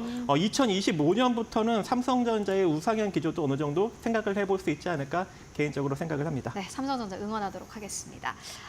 그리고 이제 앞서서 여러분들 이미 하단으로 좀 만나보셨겠지만요. 최윤범 고려아연 회장이 이사회 의장직을 내려놓겠다라고 밝혔습니다. 시장은 이미 알고 있었던 걸까요? 주가는 이미 움직였습니다. 16% 넘게 급락하면서 현재 구간에서도 95만 원대에서 거래가 되고 있습니다. 고려 아연발의 이 변동성까지 함께 확인을 해보시는 게 어려운 시장 대응하는 또 다른 포인트가 될 것 같습니다. 그렇다면 또 오늘 시장에서 주목할 만한 이슈들 어떤 것들이 있을까요? 이어서 신민용 앵커가 전해드립니다. 마켓 무버입니다. 국내에서 펼쳐지는 최대 규모의 게임쇼 지스타가 올해로 20주년을 맞이합니다. 작년보다 부스 규모가 100개 정도 더 늘어나면서 역대 최대 규모로 열린다고 하는데요. 늘 수능날에 맞춰서 열리고는 하는 행사죠. 올해도 수능날인 11월 14일 목요일부터 11월 17일 일요일까지 부산 백스코에서 개최가 될 예정입니다. 원래 좀 모바일 게임 중심으로 많이 전시가 됐었는데 이번에는 PC와 콘솔 등 다양한 형태를 기반으로 한 신작 게임들이 출시될 예정입니다. 특히 넥슨 게임즈가 메인 스폰서로 참여합니다. 역대 최대 규모인 300부스의 규모를 마련한다고 하고요. MMORPG와 액션 게임 등 신작 타이틀을 대거 선보일 예정입니다. 펄어비스의 경우에도 오픈월드 액션 RPG 붉은 사막 시연 행사로 많은 주목을 끌고 있습니다. 검은 사막의 후속작이죠. 붉은 사막 100개 부스의 역대 최대 규모를 이용해서 또 시연 행사를 진행한다고 합니다. 넷마블의 경우에도 왕자의 게임 등 다양한 IP를 활용한 신작들을 공개할 예정이고요. 그라비티도 라그나르크 시리즈를 중심으로 한 총 17개의 타이틀 출품을 앞두고 있어서 기대감 모아가고 있습니다. 크래프톤도 역시 이번 지스타에서 하이파이 러시 등 5쪽의 신작을 출품하고요. 방문객들에게 시연 기회도 제공할 예정입니다.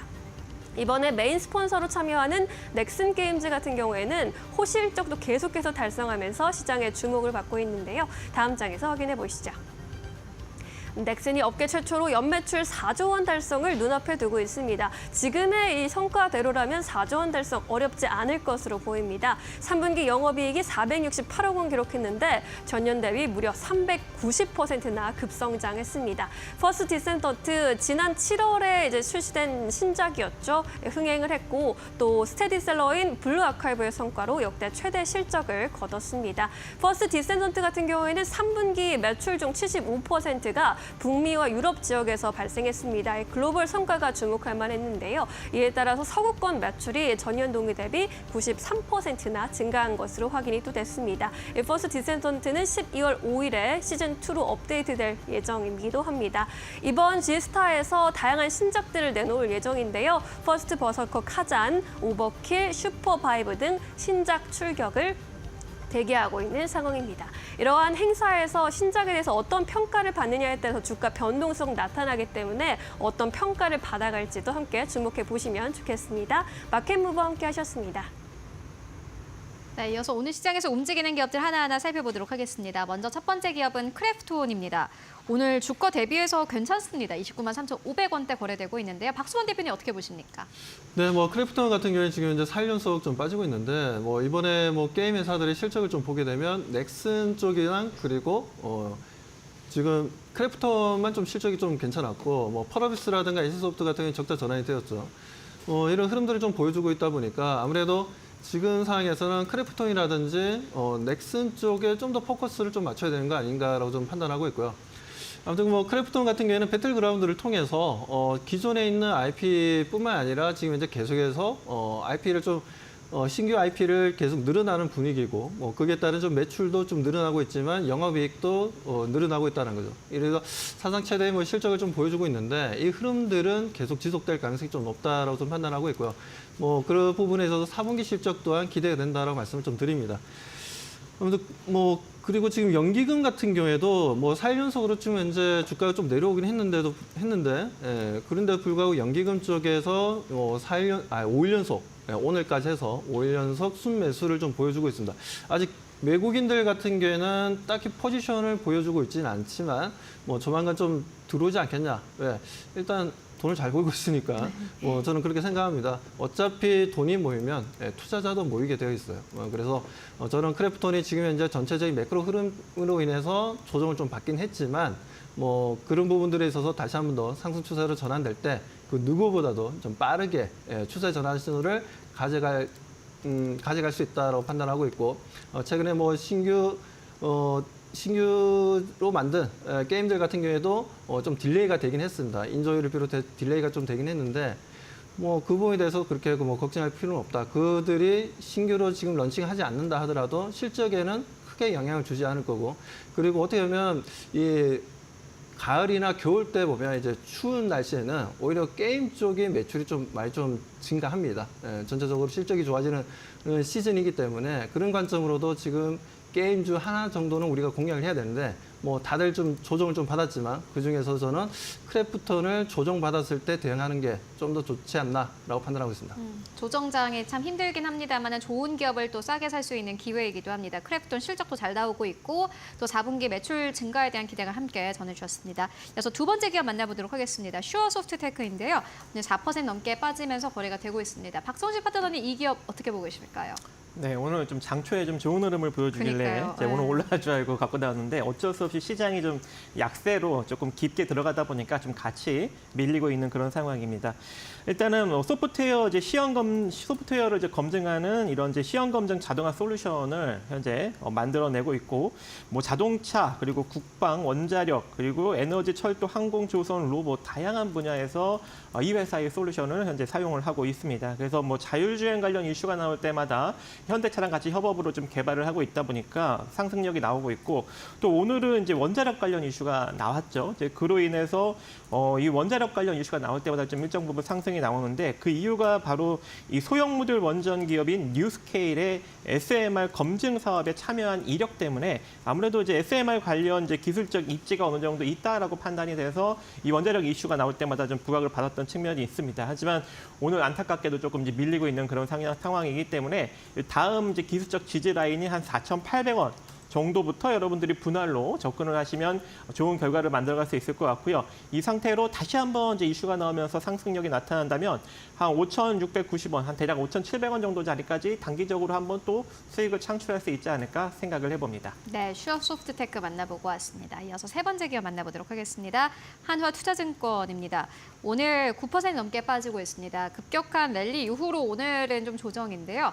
박수범 대표님 어떻게 보십니까? 네, 뭐 간만에 나온 뉴스를 보게 되면 워싱턴 포스트에서 나온 내용 보면 이제 트럼프가 뭐 지금 암호화폐 인사들을 좀 물색하고 있다는 얘기가 좀 나왔습니다. 뭐 그러면서 지금 뭐 미국의 이제 증권거래위원회 위원장을 교체 가능성이 상당히 좀 높다라는 얘기가 좀 나와주고 있고요. 그 후보로 지금 얘기가 되고 있는 분들이 몇 분 있어요. 다니엘 갤러거 같은 경우에도 암호화폐에 대해서 산업 규제가 과도하다라는 관점을 가지고 있는 분이고, 그리고 마크 우에다 같은 경우에도 암호화폐에 대해서 전자 종식이 필요하다라는 뭐 여러 가지 뭐 코멘트를 하고 있습니다. 그만큼 암호화폐에 대해서 좀 긍정적인 분들을 일단 지금 전면에 내세우겠다라는 이제 트럼프의 의지이기 때문에 이런 부분들을 통해서 다시 한번 더 관련 종목들의 움직임을 보여줄 가능성이 높다. 그중에서 하나투자증권이 좀 저는 매력적이라고 좀 판단하고 있고, 오늘 뭐 크게 조정받았지만 오히려 매수 시점이 아닌가라고 좀 판단하고 있습니다. 그렇기 때문에 암호화폐 같은 경우에는 당분간은 상승 추세가 좀 지속될 수 있다. 뭐 중간에 뭐 눌림목이 나오거나 뭐 일부 차익 매도 물량이 좀 나와줄 수는 있겠지만 추세를 역행해서 하락 추세로 전환되지는 않을 것이다라고 말씀드리고 싶습니다. 하나투자증권 만나보고 왔습니다. 이어서 또 네 번째 기업 만나볼 텐데요. 비츠로테크입니다. 4% 넘게 하락세 나타내고 있습니다. 박정식 파트너님, 비츠로테크 어떻게 보십니까?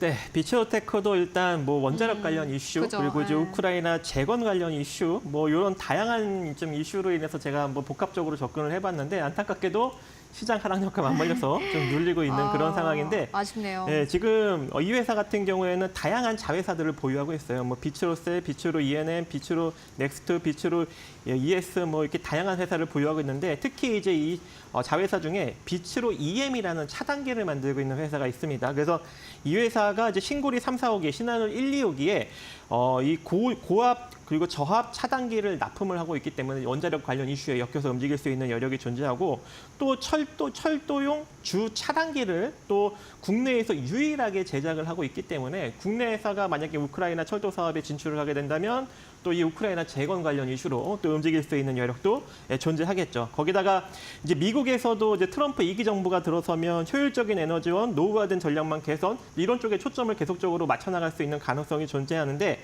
아무래도 이제 이 회사의 거래처가 미국 비상발전기 점유율 1위 기업인 제네락 홀딩스라는 회사가 있는데 여기에 자동 절제 개폐기랑 배선용 차단기 등도 또 납품을 하고 있습니다. 그래서 이런 것들로 인해서 다양하게 엮여서 움직일 수 있는 종목이고 실적까지도 좋습니다. 그래서 접근을 해볼까 했는데 지금 딱 눌리고 있는 상황이어서 지금 21선에 좀 딱 갖다 붙여놨어요. 그래서 솔직히 지금 가격부터 여러분들이 매수로 접근을 해도 될 것 같고요. 지금 7,080원 정도 가격 라인부터 대략 한 6,900원 정도 자리까지 분할로 접근해 보신다면 다시 한번 상승력이 나타날 때 최소한 7,800원 정도 자리까지 단기적인 수익을 창출해 갈 수 있지 않을까 생각을 해봅니다. 네, 비츠로테크까지 만나보고 왔습니다. 지금까지 박수범 대표 그리고 박정식 파트너와 함께 이야기 나눠봤습니다. 말씀 고맙습니다.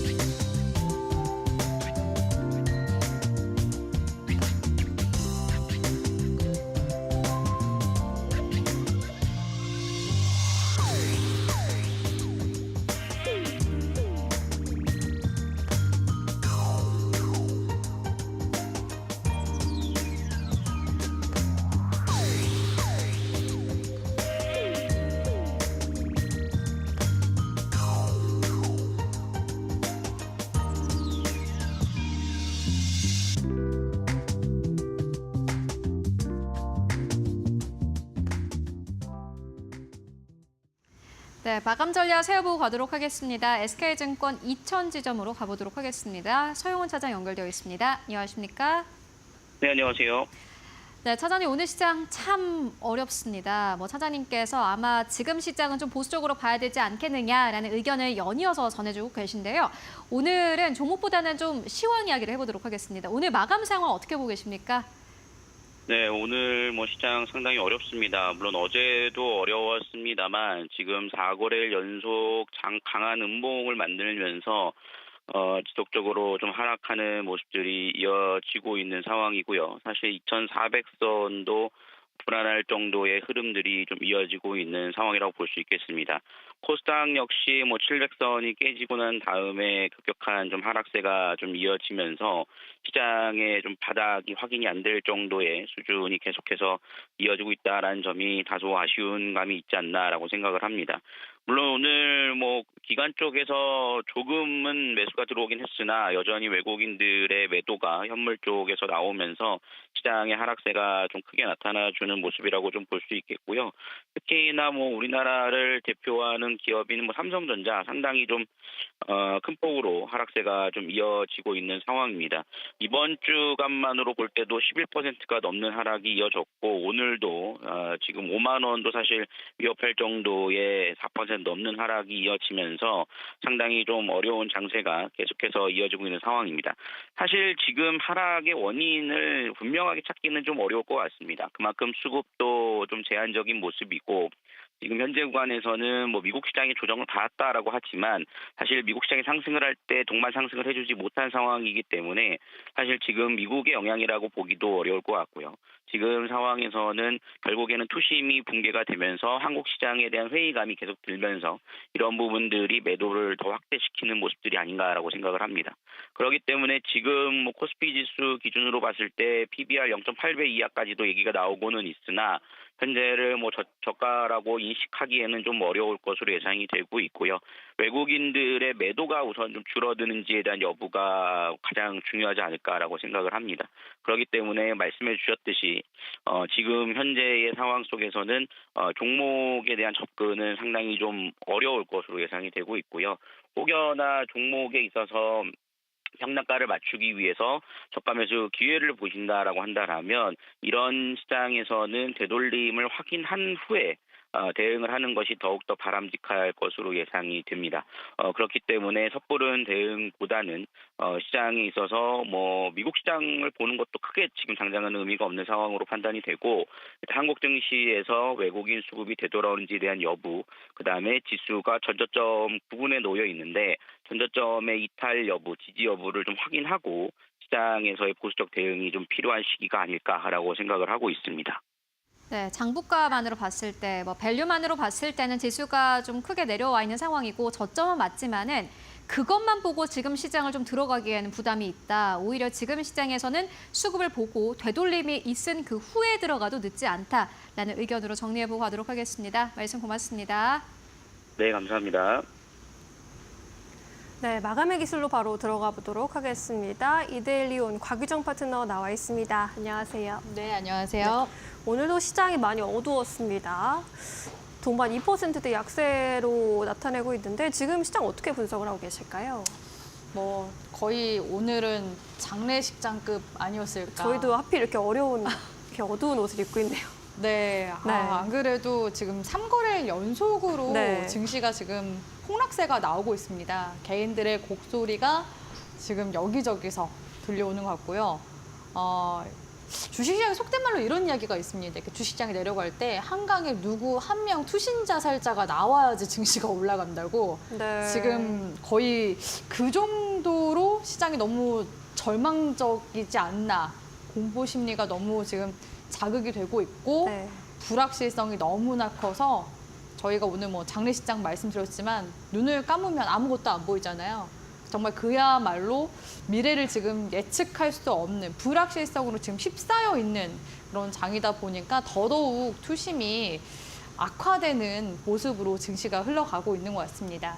지금 뭐 증권가 쪽에서는 뭐 고액 자산가 모시기 지금 나서고 있다. 내지는 지금 또 CFD 쪽에는 자금이 올 상반기보다는 한 2배 정도 이상 들어온 대형 증권사들도 있다라는 이야기들이 나오고 있긴 하지만 아무래도 그 미 대선 이후에 트럼프 이제 당선인이 기존 이제 정권에서 보여줬었던 그런 이제 불확실성 이런 이제 부분들이 원체 크다 보니까 우리나라는 한편의 그 피해국으로 지금 좀 분류가 되면서 지금 지난 월요일에도 말씀드렸지만 G20 국가 중에서 증시 회복력이 지금 거의 최하위 꼴찌에 지금 달하고요. 블랙 먼데이 이후로 지금 전쟁을 치르고 있는 러시아 그리고 물가가 막 폭등이 나오고 있는 튀르키, 터키 그 다음이 이제 우리나라인데 우리나라가 이젠 여기서 또 완전히 그냥 꼴찌로 돌아서지 않을까라는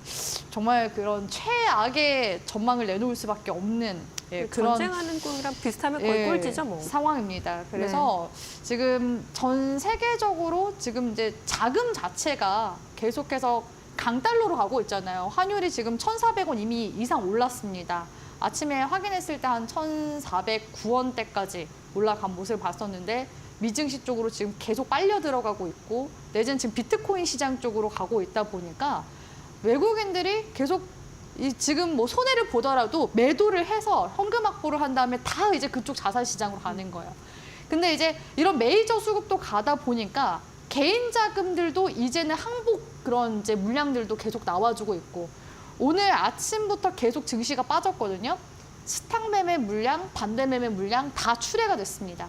그러니까 이런 이제 개인들의 물량마저도 다 이제 계속 빠져나가고 항복 매도세 그리고 이제는 소위 이제 개인들 사이에서 국내 증시를 하면은 오히려 바보 취급을 받는 보통 이제 이렇게 남들에게 소외를 받는 그런 장이 기회일 수도 있으나 네. 워낙 이제 향후 트럼프 집권 하에서 최소 못해도 3년에서 4년 정도의 그 공포감이 크잖아요. 네. 그러다 보니까 수급이 계속해서 공백이 지금 생길 수밖에 없는 정말 절망적인 상황이다라고 말씀을 드릴 수밖에 없을 것 같습니다. 지금 중국 증시 같은 경우에는 뭐 물론 경기 부양책 관련해서 최근에는 또 그런 이제 효과가 미비할 수 있다, 뭐 실망감이 있다라고 이야기를 하고 있긴 하지만 블랙 먼데이 이후로 중국 증시가 그래도 어느 정도 회복 탄력성이 나온 상태에서 지수 자체가 그렇게 지금 최근에 많이 빠지진 않았어요.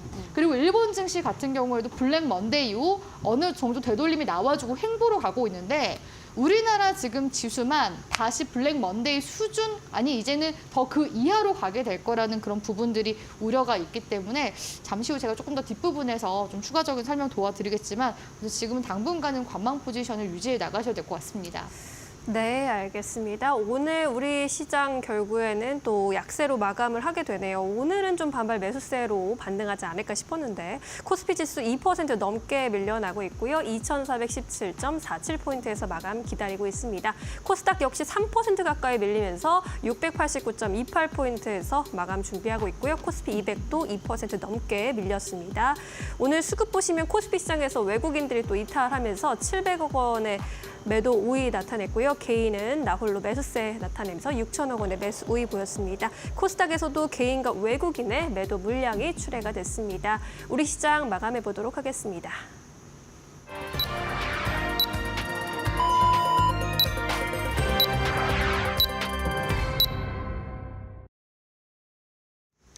네, 11월 13일 수요일장 모두 다 마무리가 됐습니다. 오늘 정말 힘든 장이었는데 여러분들 오늘도 고생 많으셨습니다. 오늘 양시장이 일제히 하락으로 거래를 출발을 했고 모두 다 하락으로 거래를 마감을 했습니다.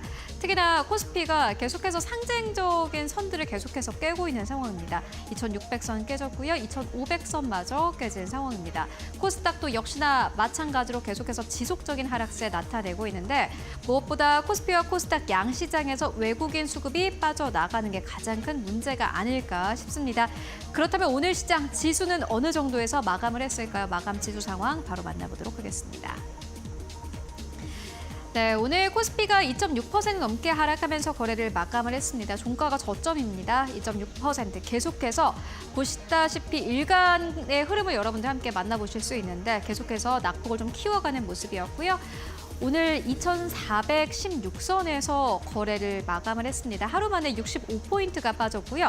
만약에 이번 주에 이 부근에서 더 낙폭을 키워낸다면 2,400선이 이탈이 되는 겁니다. 앞으로 코스피가 또 2,400선을 지켜낼 수 있을지 그 테스트 구간을 여러분들 잘 보셔야 될 것 같고요.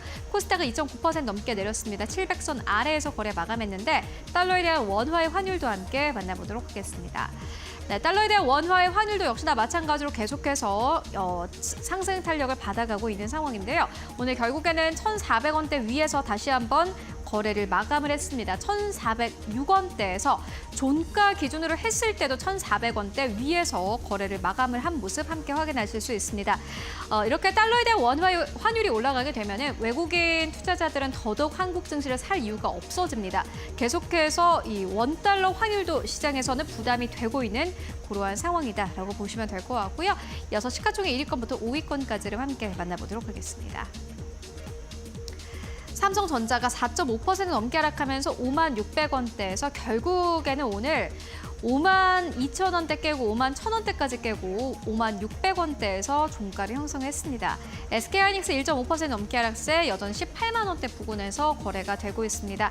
SK하이닉스 같은 경우에는 전혀 악재는 없는 상황입니다만은 전체 코스피 안에서 외국인들이 팔고 나가고 있는 가운데 투자 심리가 좀 크게 꺾였고 이에 따라서 SK하이닉스도 힘을 못 내고 있는 상황이고요. 오늘 LG 엔솔 3.5% 넘게 하락세, 삼성바이오로직스 3.7% 넘게 하락세, 현대차가 3.4% 넘게 하락하면서 종가 형성했습니다. 네, 6위권부터 10위권까지를 함께 만나보시죠. 네, 6위권부터 10위권까지 기아도 오늘 1% 넘게 빠졌고요. 그나마 기아의 낙폭이 조금 제한되는 모습이었습니다. 전체 지수 대비해서 아웃퍼폼한 기업은 기아, 셀트리온, 네이버 정도가 될 것 같은데요. 셀트리온은 어제까지 좀 급락이 나왔고 오늘 시장에선 추가 하락세가 그래도 좀 잦아드는 모습입니다. 전체 지수 대비해서는 아웃퍼폼이고요. KB급유 1.8% 넘게 하락세, 우선주 4.6% 넘게 하락세, 네이버가 0.4% 강보합에서 거래 마감했습니다. 이어서 코스닥 1위권부터 5위권까지는 함께 만나보시죠. 네, 오늘 코스닥 1위권부터 5위권까지 알테오젠 4% 넘게 빠졌고 오늘 알테오젠 특히나 외국인과 기관 좀 팔고 나가는 모습 보여줬고요. 에코프로 BM과 에코프로도 나란히 3에서 5% 가까운 급락세, 리가켄바이오도 8.9% 넘게 하락하면서 12만 원대에서 종가 형성했습니다. HLB가 그나마 지수 대비해서 좀 선방을 했고요. 0.3% 강보합 수준에서 거래 마감했습니다. 이어서 6위권부터 10위권까지를 함께 만나보시죠. 네, 6위권부터 10위권까지 휴젤 2% 넘게 하락세, 클래시스 2% 넘게 하락세, 엔캠이 9% 넘게 하락하면서 거래 마감했습니다. 13만 8천 원대까지 내려오면서 오늘 엔캠이 1위권부터 10위권 가운데서는 좀 낙폭이 커진 상황이고요. 삼천당자도 역시나 마찬가지 10% 가깝게 하락하면서 11만 원대에서 종가 형성했습니다. 이와 함께 HPSP도 함께 하락세를 나타내긴 했습니다만은 삼천당제약이 거의 10% 가깝게 하락하면서 HPSP가 10위권에서 9위권까지 올라왔고요. 오늘 0.6% 하락하면서 33,250원대에서 거래 마감했습니다. 네, 지금까지 마감 상황 함께 살펴보고 왔습니다. 네, 오늘 양지수 2% 넘게 밀려나면서 지난 8월에 블랙 먼데이 이후로 최저치 수준으로 떨어졌습니다. 실망 매물 추세를 넘어서면서 이제 투매 분위기가 좀 만들어진 시장으로 보입니다. 트럼프 정책의 불확실성이 나타나는 데다가 실적이 전반적으로 실망적이라는 점, 달러 원 환율이 또 급등세 펼치고 있다라는 점들이 악재로 작용을 하고 있는데 새로운 악재는 아니었습니다. 그런데 오늘 시장 좀 과하게 빠진 느낌이 드네요. 파트너님, 내일장 이제 이번 주 시장 계속해서 좀 우려감을 가지고 갈 수밖에 없는 상황이 되고 있습니다. 그렇죠? 네, 일단은 트럼프 2.0 정권에 대한 지금 부담감과 불확실성으로 인해서 당분간은 계속해서 단기 변동성이 좀 확대가 되지 않을까라고서 말씀을 좀 드리고 싶은데요. 참 그런 것 같습니다. 사람 마음을 돌리는 게 어렵잖아요. 이미 이제 국내 증시 같은 경우에는 너무 많이 지금 실망한 개인 투자자분들이 많기 때문에 이 실망한 마음을 다시 돌릴 수 있는 유인거리가 그나마 올해 밸류업 프로그램이었는데 그마저도 약간 미비한 모습이었고 거기에다 이제 금투세 폐지에 관련된 내용들도 금투세만 폐지하면 코스닥에 큰 손자금 들어올 거야라는 그런 희망마저도 사실 하루만 그 코스닥 시장이 올라가고 나서 지금 계속 내려가고 있잖아요. 3일 천하도 가지 못했습니다. 그렇기 때문에 이렇게 다친 개인 투자자들의 마음이 다시 국내 증시로 돌아가려면 국내 증시에서 돈을 벌었다라는 많은 사람들이 주식 투자를 해서 돈을 벌었다라는 그런 이야기가 나와줘야 되는데 지금 상황으로서는 그렇지 못하기 때문에 이 사람의 마음을 돌리기에는 좀 시간이 꽤 많이 걸리지 않을까. 보통 이런 경우에는 정말 주식 시장에 실망을 해서 정말 진절머리가 나서 이제 주식 투자 안 해야지 하고서 나간 사람들 주시장이 올라올 때 새롭게 주식 투자를 해볼까 하고서 신규 접근하는 그런 사람들로 인해서 시장이 돌아가거든요. 그러니까 결국에는 지금 이제 이탈한 투자자들보다 이제 신규로 유입이 이제 될 수 있는 투자자들의 마음을 이제 끌어나가야 되는 게 관건일 것 같은데 그러려면은 제가 말씀드렸다시피 시간이 꽤 필요할 것 같다. 그래서 지금 뭐 금투세 폐지하면서 상법에 대한 부분들 왜냐하면 국내 증시에 있었던 여러 가지 고질적인 문제들 있잖아요. 작전 세력이라든지 유상증자라든지 대기업 같은 경우에 갑자기 물적 분할을 한다든지 주주 친화적이지 못한 그리고 대주주 배불리기 이런 여러 가지 고질적인 문제들이 다 터져 나오면서 그게 이제 마음이 정말 개인 투자자들의 마음을 돌릴 수밖에 없는 그런 여러 가지 이유들이 있었다고 저는 보고 있습니다. 그러니까 물론 대외적인 부분들도 있지만 사실 개인 투자자들이 코인 시장으로 가거나 미국 시장으로 가거나 단순히 자금이 몰려서가 아니라 이런 부분에 대한 실망감 때문이지 않을까라는 생각을 저도 하면서 공감을 굉장히 많이 하기 때문에 우리 시청자분들의 마음이 어떤지 충분히 이해가 가고요. 일단은 고금리 고환율로 인해서 지금 계속해서 외인 자금이 이탈이 되고 있습니다. 계속해서 추가적으로 가속화가 나오고 있는 중이기 때문에 증권가 쪽에서는 2,400포인트가 그래도 바닥에 가까운 구간이다라고서 예상을 하고 있지만 지금 최근에 예상 다 틀렸거든요. 네. 그렇기 때문에 사실 지금은 이제 바닥을 알 수가 없습니다. 추세가 돌아갈 때까지 일단은 기다리는 방법밖에 없고요. 그나마 지금 우리 국내 증시가 타 지금 증시에 비해서 세계 증시에 비해서는 저평가가 지금 되어 있는 상태인 건 사실이긴 합니다. 코스피 지수의 12개월 선행 주가 수익 비율 PER이라고 하죠. PER 같은 경우에 지금 최근에 8배 수준까지 떨어졌는데 이 8배가 어느 정도의 수치냐면요. 2018년도 글로벌 금융위기 수준이랑 비슷한 수준이라고 볼 수가 있겠습니다. 네. 그리고 지금 MSCI 관점에서 봤을 때도 지금 이제 주요국들 그 PER 같은 경우에는 18배 정도 돼요. 근데 아까 앞서 말씀드렸다시피 지금 우리나라 국내 시장 같은 경우에는 8배 수준이니까 지금 거의 뭐 차이가 어마어마하게 지금 나고 있는 상황인 거잖아요. 그렇기 때문에 저평가가 되어 있는 거는 맞는데 네. 여기서 외국인들의 그런 이제 러브콜을 또 불러일으키려면 결국에는 우리나라 시장의 대표 주도주인 삼성전자가 또 좋은 또 호재가 또 나와줘야 되는데 지금 뭐 파운드리 쪽에서도 지금 애를 먹고 있는 상황이고 거기에다가 지금 HBM 쪽에서도 SK 하이닉스에 밀리고 이런 이제 여러 가지 상황들까지 맞물리게 되면서 결국에는 외인 자금이 계속해서 좀 출애가 되는 그런 지금 악순환이 좀 펼쳐지고 있기 때문에 일단은 바닥이 어디일 것 같다라는 예측보다는 조금은 시차를 두고서 봐야 될 것 같다라는 말씀을 드리는 게 조금은 더 현실적으로 우리 시청자분들께 와닿는 말씀이지 않을까라는 생각이 들고요. 네. 분명한 거는 저평가가 되어 있긴 합니다. 그렇기 때문에 결국에는 이 시장을 돌아가게 만들 수 있는 건 메이저 자금이기 때문에 그런 메이저 자금의 유입이 다시금 순매수로 이어지는 그 구간을 찾는 것이 가장 핵심이 되지 않을까라고서 바라보고 있습니다. 네, 일단 수급이 가장 중요할 것 같습니다. 오늘 삼성전자도 또 낙폭이 굉장히 컸는데 이 5만 원 선을 좀 지켜가면서 그래도 코스피가 하방 경직성을 좀 보여줘야 할 때라고 보입니다. 자, 그럼 이제 내일장 좀 준비해 보도록 할게요. 그래도 시초가 공략주로 좀 어떤 종목을 준비해 보셨을까요?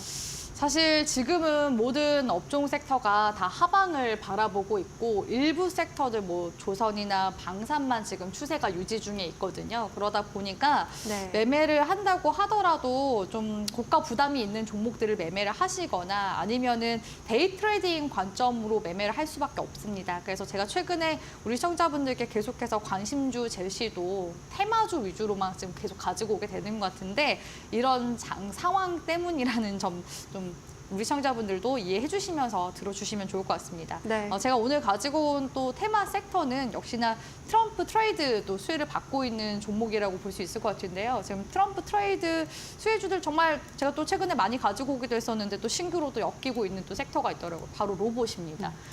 트럼프 당선인의 그 경호를 맡은 게 있는데 뭐가 맡았냐면요. 로봇이 맡았습니다. 로봇계. 네, 로봇계 이슈. 우리 시청자분들도 뉴스 좀 보신 분들은 예, 들으셨을 거라고 생각이 드는데 이전에 이제 4족 보행 로봇계 이슈가 나왔을 때는 이게 전시 상황에서 전쟁터에서 이제 쓸 수 있다, 테러 작전에서 쓸 수 있다라고 하지만 로봇계가 지금 쓰임새가 굉장히 좀 다양하더라고요. 이렇게 경호 쪽에도 쓰일 수 있고요.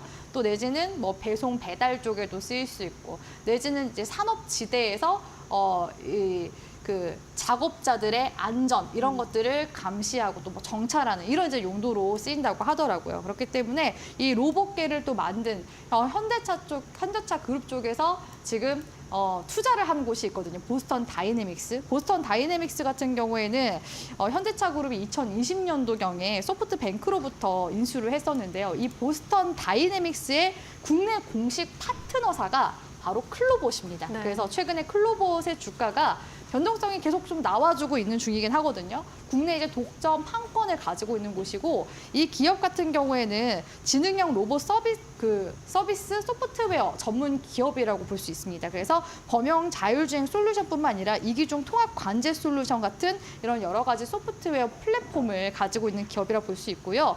상장 당시에 네이버나 제로원, 롯데 벤처스 등의 누적 그런 투자금을 유치를 하기도 했습니다. 그래서 클로버 최근에 이제 주가 움직임 변동성 잘 나타나고 있으니까 같이 함께 흐름 보시면 좋을 것 같은데요. 단기 관점으로 아무래도 보셔야 되겠죠. 그렇기 때문에 기술적인 흐름 봤을 때는 단기 손절가 8,700원 제가 잡아드리도록 할 거고 단기 이제 목표 구간 같은 경우에는 바로 전거래일 이제 상승세가 나왔었던 1,500원 구간대까지 목표 구간 잡아드리도록 하겠습니다. 네, 클로봇 말씀해 주셨습니다. 이제 트럼프의 경호 로봇계에 대한 협업 모멘텀 가져가고 있고요. 클로봇 목표가 1,500원 선까지 바라보자라는 의견이었습니다.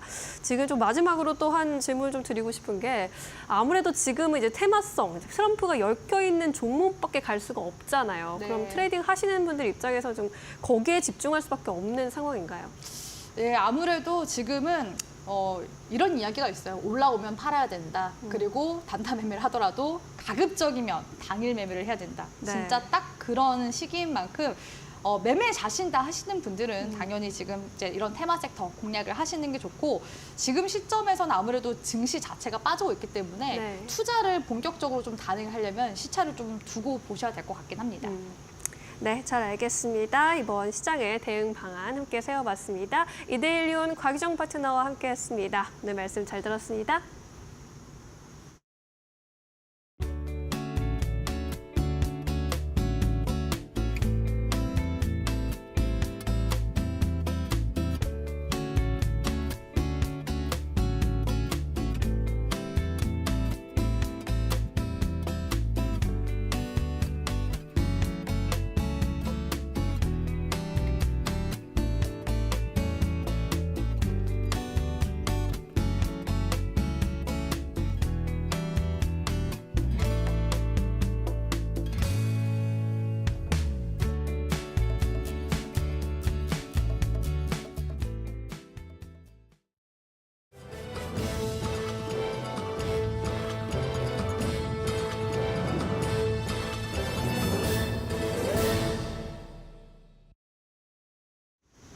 계속해서 이데일리 TV 뉴스 전해드립니다. 미국 우선주의를 내건 트럼프 당선인의 미국 대선 승리로 세계 무역과 산업을 둘러싼 불확실성이 커진 가운데 산업통상자원부가 미국발 통상 환경 변화에 적극 대응하겠다고 강조했습니다. 박성택 산업부 1차관은 오늘 미대선 결과에 따른 통상 환경 변화에 신속 대응하는 한편 대미 투자 기업의 불확실성 완화를 위해 대미 아웃리치를 지속하겠다고 브리핑을 통해 밝혔습니다. 박 차관은 앞서 미국 정부의 반도체법, 인플레이션 감축법 시행에 적극 대응해 한국 기업들이 보조금 수혜를 보는 등 대미 통상 현안을 안정적으로 관리한 경험이 있다면서 이같이 말했습니다.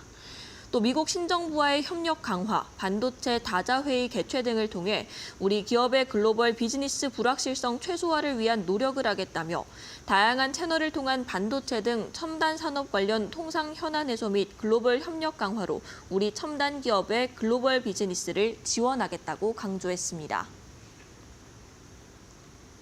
삼성전자가 오늘 급락세를 이어가며 4년 5개월 만에 최저가를 기록했습니다.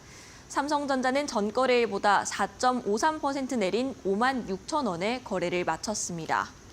이 같은 주가 하락세는 외국인이 이끌고 있는 것으로 외국인은 지난 9월 3일부터 어제까지 45거래일 중 지난달 28에서 29일 단 이틀을 제외하고 43거래일간 순매도를 기록했습니다. 미 대선 결과 영향 등 반도체 시장 전반의 불확실성이 커질 것이라는 우려가 삼성전자 투자 심리 약화에 영향을 미친 것으로 풀이됩니다. 고려아연은 임시이사회에서 2조 5천억 원 규모 일반 공모 유상증자를 철회하기로 결의했습니다.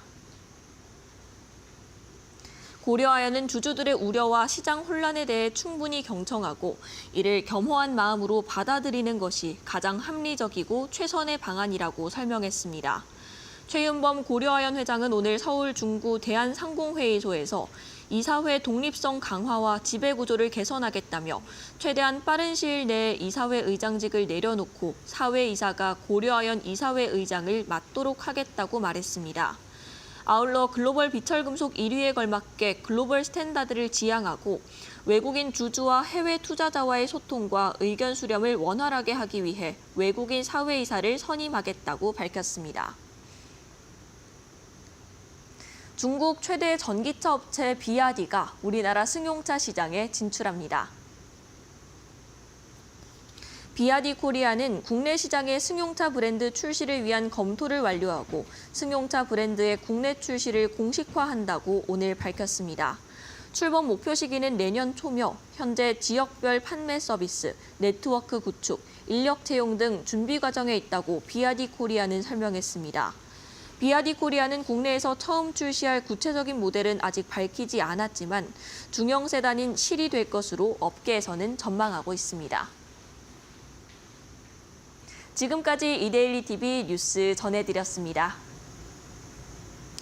네, 오늘 우리 증시 양시장이 모두 아주 깊게 조정을 받았습니다. 간밤 증시도 3대 지수가 하락하면서 거래를 마감을 했는데 아마 오늘 밤도 중요해 보입니다. 오늘은 소비자 물가 지표가 밤에 발표가 됩니다. 또 소비자 물가 지표가 어떻게 나오느냐에 따라서 투자 심리가 꺾이느냐 아니면 계속 가느냐 그 여부를 좀 결정하게 될 것 같은데 함께 잘 체크해 보시면 좋을 것 같습니다. 네, 그리고 이번 고려아연 사태에서도 볼 수 있다시피 투자자들의 신뢰를 잃는 것이 이제 회사 입장에서는 가장 크리티컬한 부분이 될 수밖에 없습니다. 지금 시장을 떠나고 있는 우리 국내 투자자들 같은 경우도 국내 증시에 대한 기초 체력에 대한 의구심이 가장 크게 자리 잡고 있는 것으로 보입니다. 우리 증시 그래도 다시금 회복할 수 있게 저희가 항상 함께 할 테니까요. 내일 이 시간도 함께 해주시기 바라겠습니다. 네, 시청해주신 여러분 모두 고맙습니다.